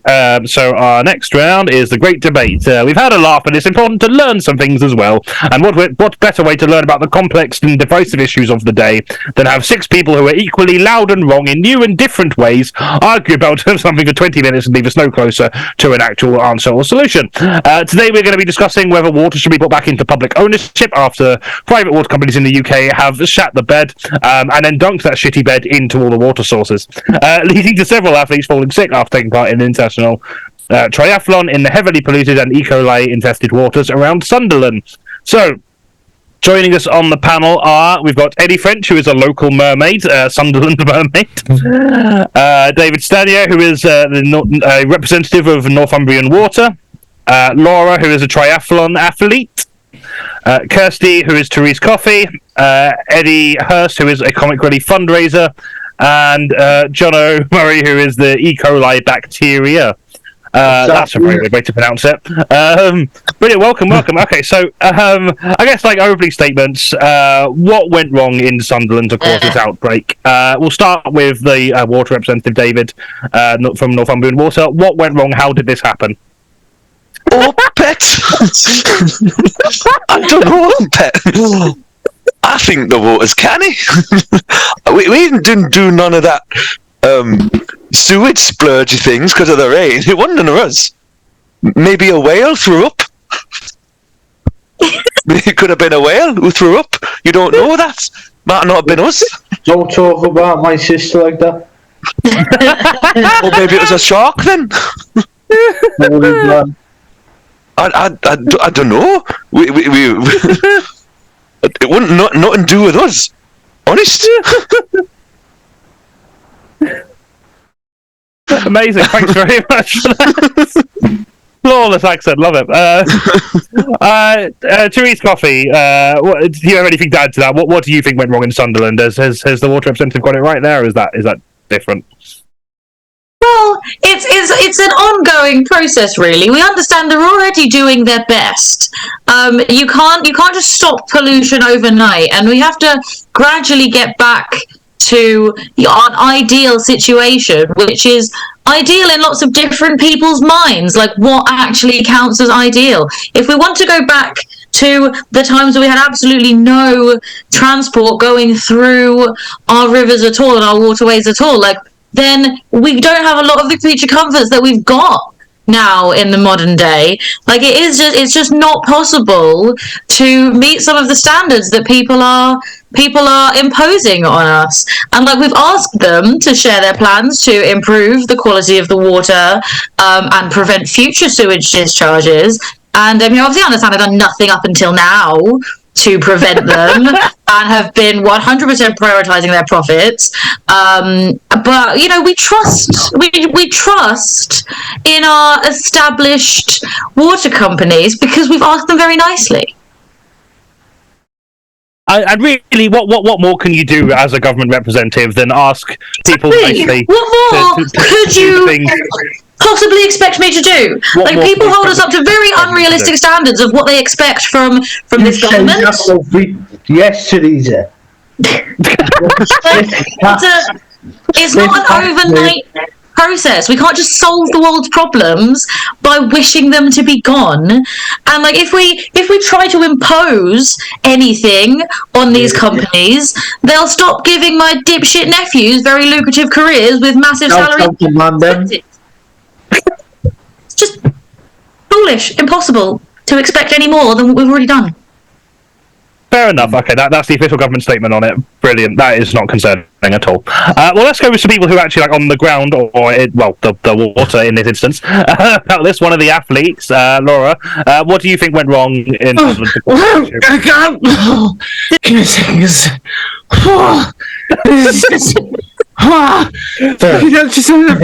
I'm fucking cliff right now, and this is really fucking. Why would you ask me this question when I'm on a? Okay, no, it's fine. Oh no, I've gone up here. It's fine. I'm like, why would I be?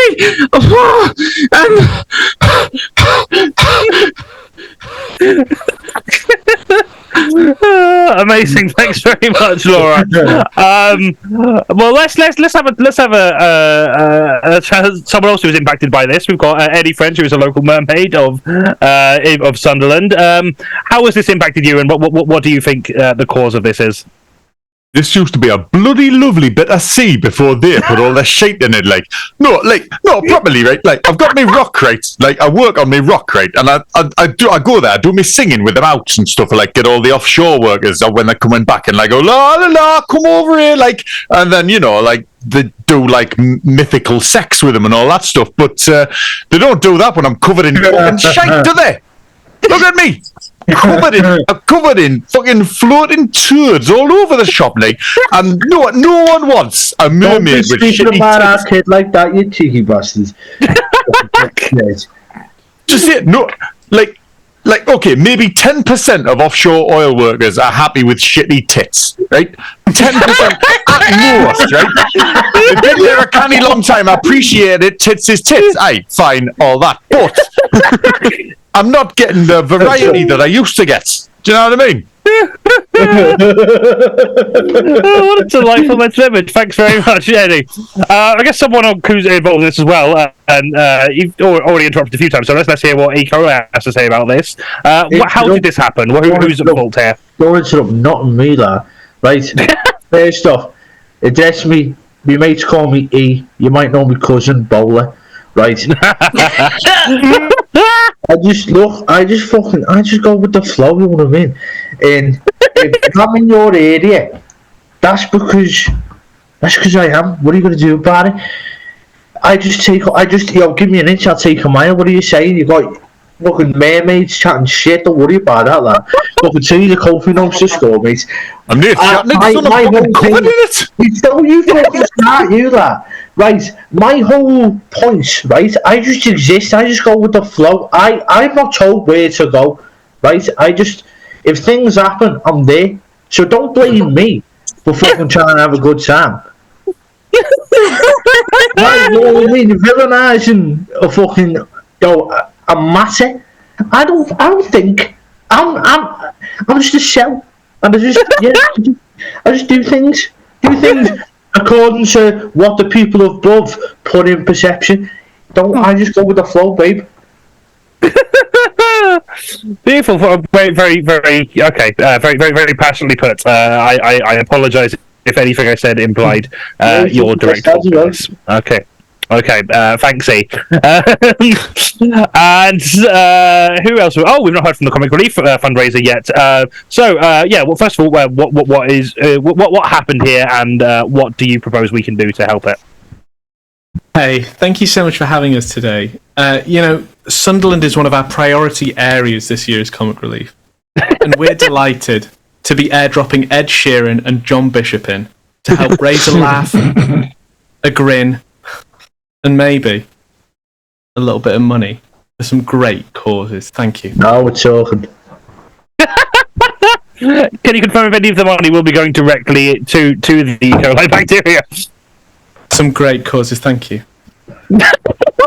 Given you think I've suffered enough, like? There we go.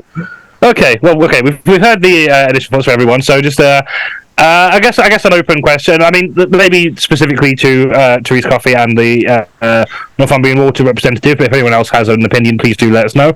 Would a publicly owned water company have the same issues that we are experiencing now? Do I look like I fucking care right now? I'm on a fucking mountaintop. I'm not giving a shit about Sunderland. Look at that guy in front of me. He's gonna fucking hit me. Oh, Jesus Christ, what a twat. You have remarkably good signal up there, I must say. Probably one of them Guru Pros. Can I just interject and just let any future athletes know that E. coli is a great way to lose weight to meet measurements and stuff like that. Just throw it out there, just a little bit of side hustle. Yeah, go on. You can carry on your thing, Johnny. Thank you. Yeah, so I guess what I want to get to the bottom the bottom of is what would have been different if we'd had publicly owned water in this situation. Nothing. Obviously, it would have been worse. It would have been a much worse situation. Wait, that bastards everywhere. What I mean? Without the profit motive to prevent the water companies doing their absolute best to stop discharging sewage, which I absolutely trust that they are, despite this inevitable, unavoidable tragedy. Like, as if a publicly owned water company would do any better. If anything, they would have no incentive to keep anyone alive, because who would just keep people alive because it's okay and it's the right thing to do? Like, you have to pay people to do that. Survival of the fittest, baby. Survival of the fittest. The only reason we're dumping all that sewage is because there was too much rain. That's why we've got to do it. So if the public make less rain, then go ahead. I'd like you to make less rain. Yeah, rain shit. See, rain makes people. Oh fuck! Someone's just fallen over. Oh, fuck! Fucking bag. See, this is the issues we should be worrying about. He wasn't sewage in the water, and he still fell over. Why are we not talking about that more? Do you know what, Therese? I think you have made a very good point there. I think I think if you would be in charge of publicly owned water, we would be in a worse situation. That's a fair point. Okay, well, so this was obviously an international event. We had athletes come over from various different parts of the world. Many of them got quite seriously ill. What's the impact on this going to be on our international standing? Should we have been more careful? We're already in quite a weird stage. We've already got quite a weird impression worldwide because of recent decisions that I'm not going to blame any one single government for, but the recent ones. What are we going to do about our international appearance after this? Well, I for one know one lad from Sao Paulo is definitely not coming back.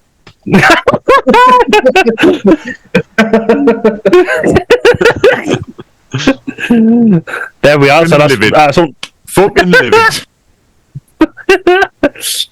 That's already Ill is a subjective term, really. Do you want to elaborate on that? Yeah, I can. I'm just.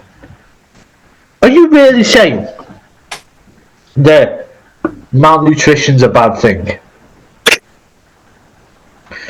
Because the way I see it, I'm just fucking doing what God's told me to do. Look, I didn't know about malnutrition, but I do know about being up to be knockers in shite. And that's a byproduct of people who just can't handle the E. You know what I mean? They can't handle the E. So yeah, don't blame me. Blame the system. Blame the game. Blame the system, blame the game. Absolutely. Cool. Anyone else got any contributions around our international perspective? Fuck them. So we don't do as well in. I think they have a better system. I'd like them to show us. But frankly, we already have the best possible one. You do have the best possible one. Look what everything that's happened recently has done to my arms. I've got the most stretchy arms in the world. God, my arms are so long. I can't do anything with these. Look, I could be up on a stage in Edinburgh right now.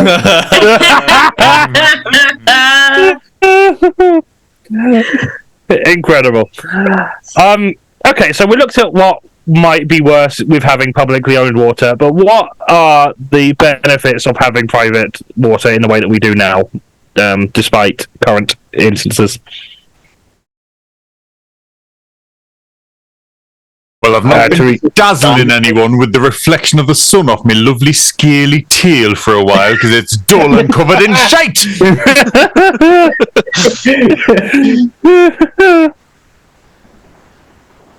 One benefit is I've got a job.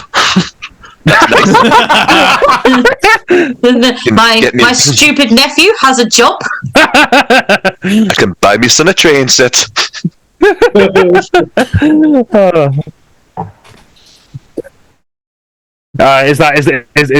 that a privately owned train set, or is that?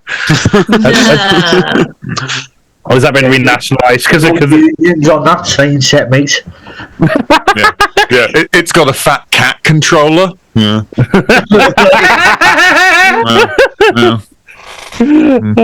Okay. Hey, just dead quick, Johnny. Is this live? Yes, it is. Right, if you don't mind, let me just put out a quick shout out of missing our kid, right? You might have heard him. I call him Cole. Right, he was the 90th of the fucking stepladder. Have you seen him recently? No, we haven't. He owes me a fucking score. He could be watching this, right? Last I heard, he made a bit of a fucking impact, and everyone was like spacing apart and that, which obviously affected me. Okay, yeah, we'll definitely keep an eye out for that reason. Thanks. Oh fuck! Look at this cliff! Fuck!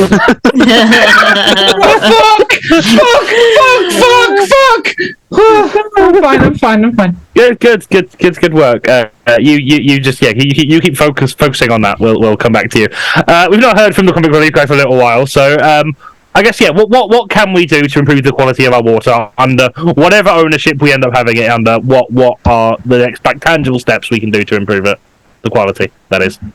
Oh my god, that's such a great question, thank you. Like, publicly owned water companies are really one of our priority areas this year. And we're delighted to be airdropping Shania Twain and Hugh Lorien to help raise a laugh, a grin, and maybe a little bit of money for some great causes. Thank you.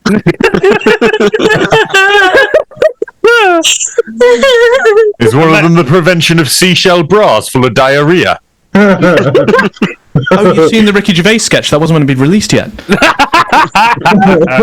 He asked me to be in it, but he kept on using terms that mermaids don't care for, and then he just smiled as if it was all right, really. I don't know what you mean!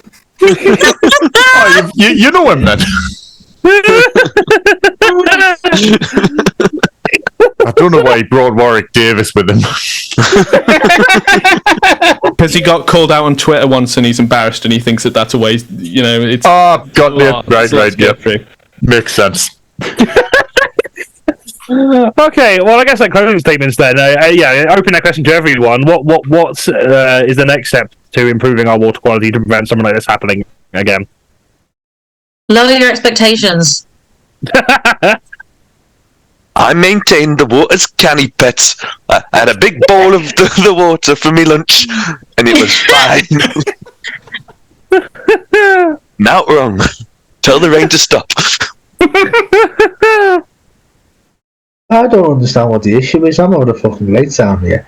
So just carry on doing what you're doing, and I can't stress this enough. Don't wash your hands. Something needs to be done about this quick, or pretty much all mythical creatures will disappear from Britain's coast within the next 10 years. My words. Good. You brought nothing but shame to my people. But you won't be saying that when you're explaining what a kraken was to your kids in a museum.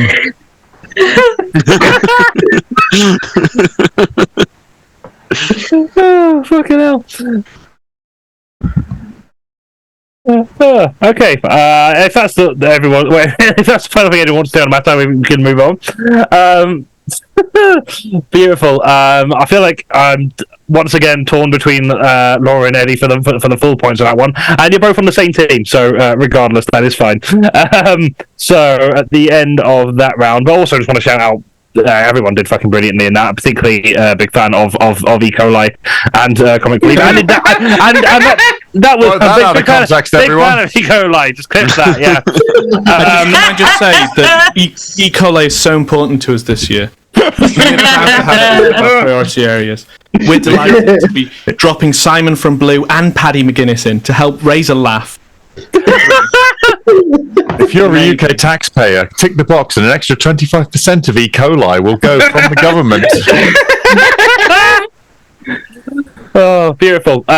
So at the end of that round, his team won 24 points and Kirstie's team won 14 points. But there's all to play for in the final round because the points mean nothing until this point. Let's be fair. Our final round is...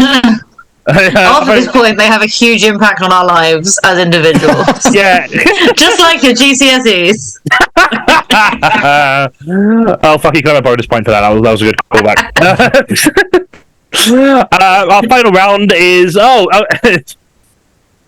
completely lost. Our final round is this gags. Oh God, please stop. We've had enough. This round we are giving the guests some topics to do some jokes on, and they'll do them. They'll get points, and then we're done, and we can all go to bed. Does that sound fun? Yes, it does. You're correct. So this is going to be a free for all. Jump in with your suggestions. We're going to start with unlikely GCSE or A-level exam questions. Using the above formulae, how long would it take in ideal circumstances, in ideal conditions, to eat that ass? In 2,000 words or less, explain why my wife leaving me has now become your problem.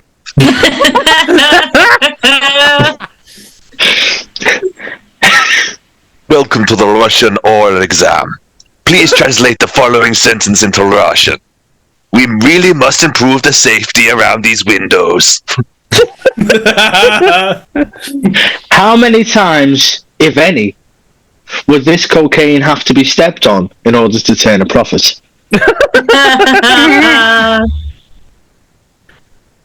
The figure, commonly referred to as the Whore of Babylon, using secondary texts, please argue that this description is in fact your mum. For this A-level module, we are talking about butt sex stuff.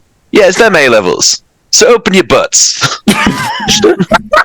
If x equals 2 and y equals 1, please explain how many lads Graham Linehan got outside Scottish Parliament in 2023.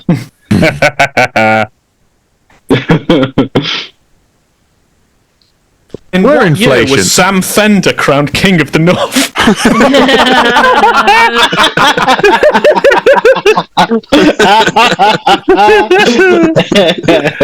If inflation were to continue on this trend, how pointless would a pension be anyway?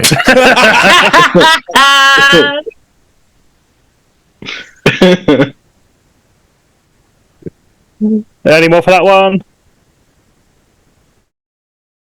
Cool. Okay. Things you wouldn't want to hear during a game of chess. Where did the dinosaurs?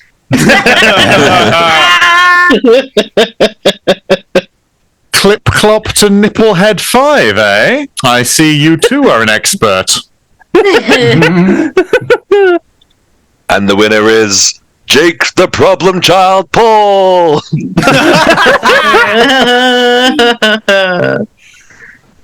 Now, when you said porn,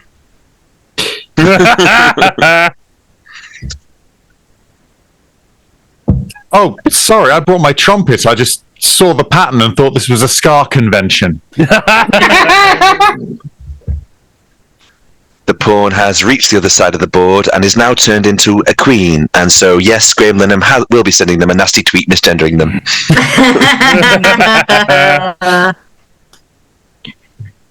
Nothing is so good it lasts eternally. It's a song from Cest. All right, fine. Of course, it's supposed to be a gay stream. Well, none of you know musical theatre. What the fuck?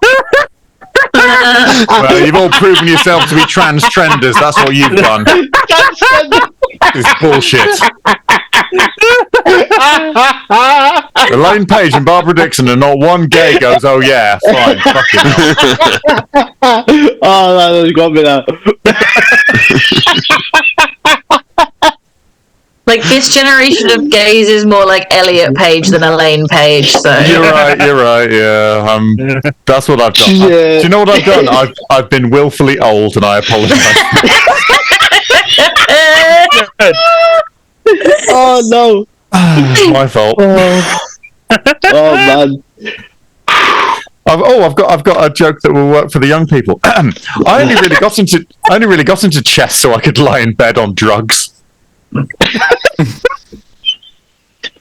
Netflix show. Young people watch Netflix? I don't know. No, because every millennial was just sharing the same. And you can't do that anymore. Yeah. Dash it all. So I'd like to move the bishop to E5 and buy Kentish Town. I'm willing to share it. Post Malone. Tyrant Nanas Oh. I would like to move R2 to C4 because we're going to blow the fuck out of this joint.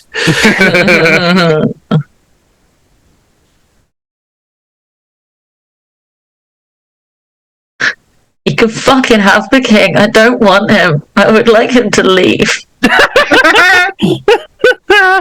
Anarchist chess. No gods, no masters.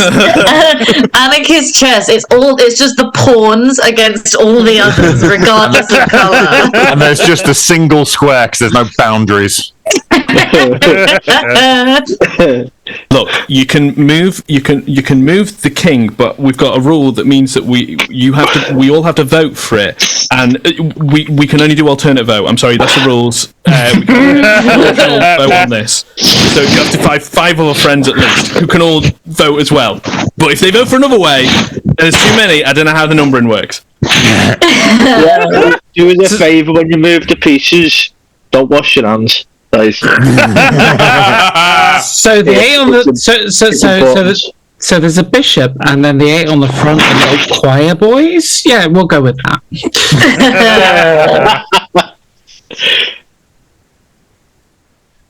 Any more for that one?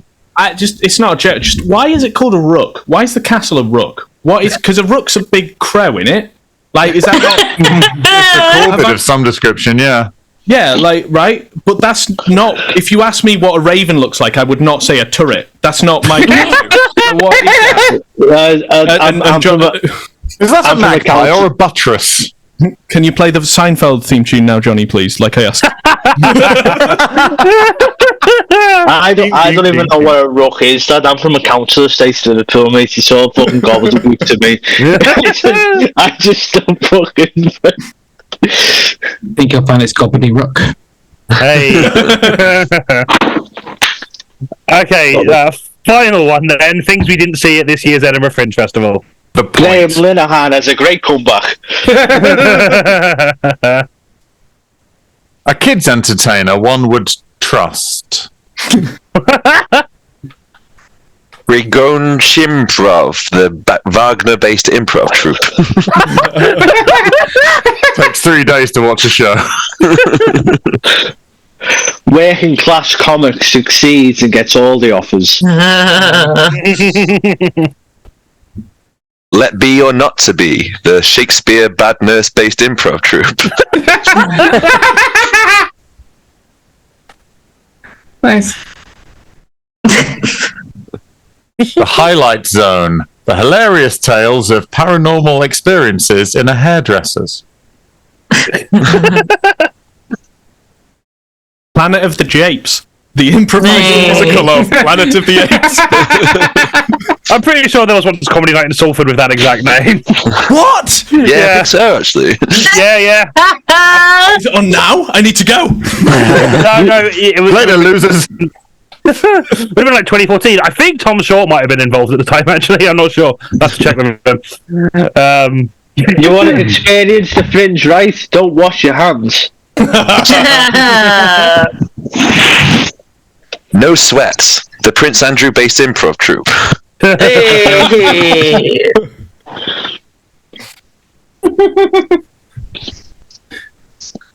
Come see our board game based battle royale based around gardening. Cress. Hey. Nothing is so good at love. I hear Elaine Page and Barbara Dixon's show got very few people walking up. It's all the young people going in it. Affordable accommodation. Whoa! Steve Bennett smiling. Any more for that? Cool. Okay, I'll let Sam input the final scores then. And while she's doing that, a huge thank you to all of our guests, team captains, Sam especially for making this stream work, and everyone watching. And yeah, we have live shows. That's the thing. If you're in Manchester, I'll put the tickets for the next one in. Our next show is on the 11th of September. That date feels like it's important for some other reason, but I cannot remember for the life of me why. You should definitely go. It's a fucking amazing room. It is. It's a beautiful room. Also, speaking of which, I think our stream with Laura's headline appearance is still available to watch here on Twitch for another week. So do catch that. Do watch that if you haven't already, because that will be gone on, I believe, the 4th of September. So you've got until then to watch that one as the last show. And if you are in Manchester, you can book free tickets to our next one, and it's a pay what you want once you get there. And then that will be streaming here on Twitch if you're not in Manchester as well. That will be on the 18th of September. We also have our Pride Special stream coming up. That is next week. So we recorded that on Thursday. That is on, I think, the 4th of September. The first Monday 4th of September. That one is. And the fundraiser. The fundraiser, yes. If anyone wants to. I realise we've split the money people might want to donate in 5 different directions already this evening. But if everyone wants to donate to Sparkle, the GoFundMe is still live. I'll put it in the chat so that people can. If you want to chip in, whether you watch the show or not, Sparkle would appreciate it because they're good eggs. Yep. Sparkle do a lot of great work, and it was a good thing to support. And yes, if you want to see the prize show, which featured 9, I think, fantastic queer comedians, mostly from the north of England, because everyone else had other better paying gigs or were in Edinburgh. But that being said, all the acts we got were also fantastic. They were just from a smaller square area of the country. But yeah, they're all fantastic, and it was a really fun show. So do check that out. And give us a follow if you're not already. And give us a subscribe if you want as well. We would appreciate that. Right, Sam's ready for the final scores. So at the end of the game, Kirstie's team are on 24 points, but Eddie's team are the winners with 35 points. Whoa! Well done, David and Laura. That's what's on the winning side. Yes. Fantastic. Well, that's all dandy, isn't it? So we are our next one of these streams. So we do this stream on the last Monday of every month. Our next one, you can join us again on September the 25th with team captains Bobby Jones and Tom Short, and guest Ella Bambus, Tom Mayhew, Ben Lund Conlon, and Umby Winters, where we will be discussing the breaking news stories of September 2023, such as transgender women banned from Super Smash Bros. Tournaments in case of biological advantage.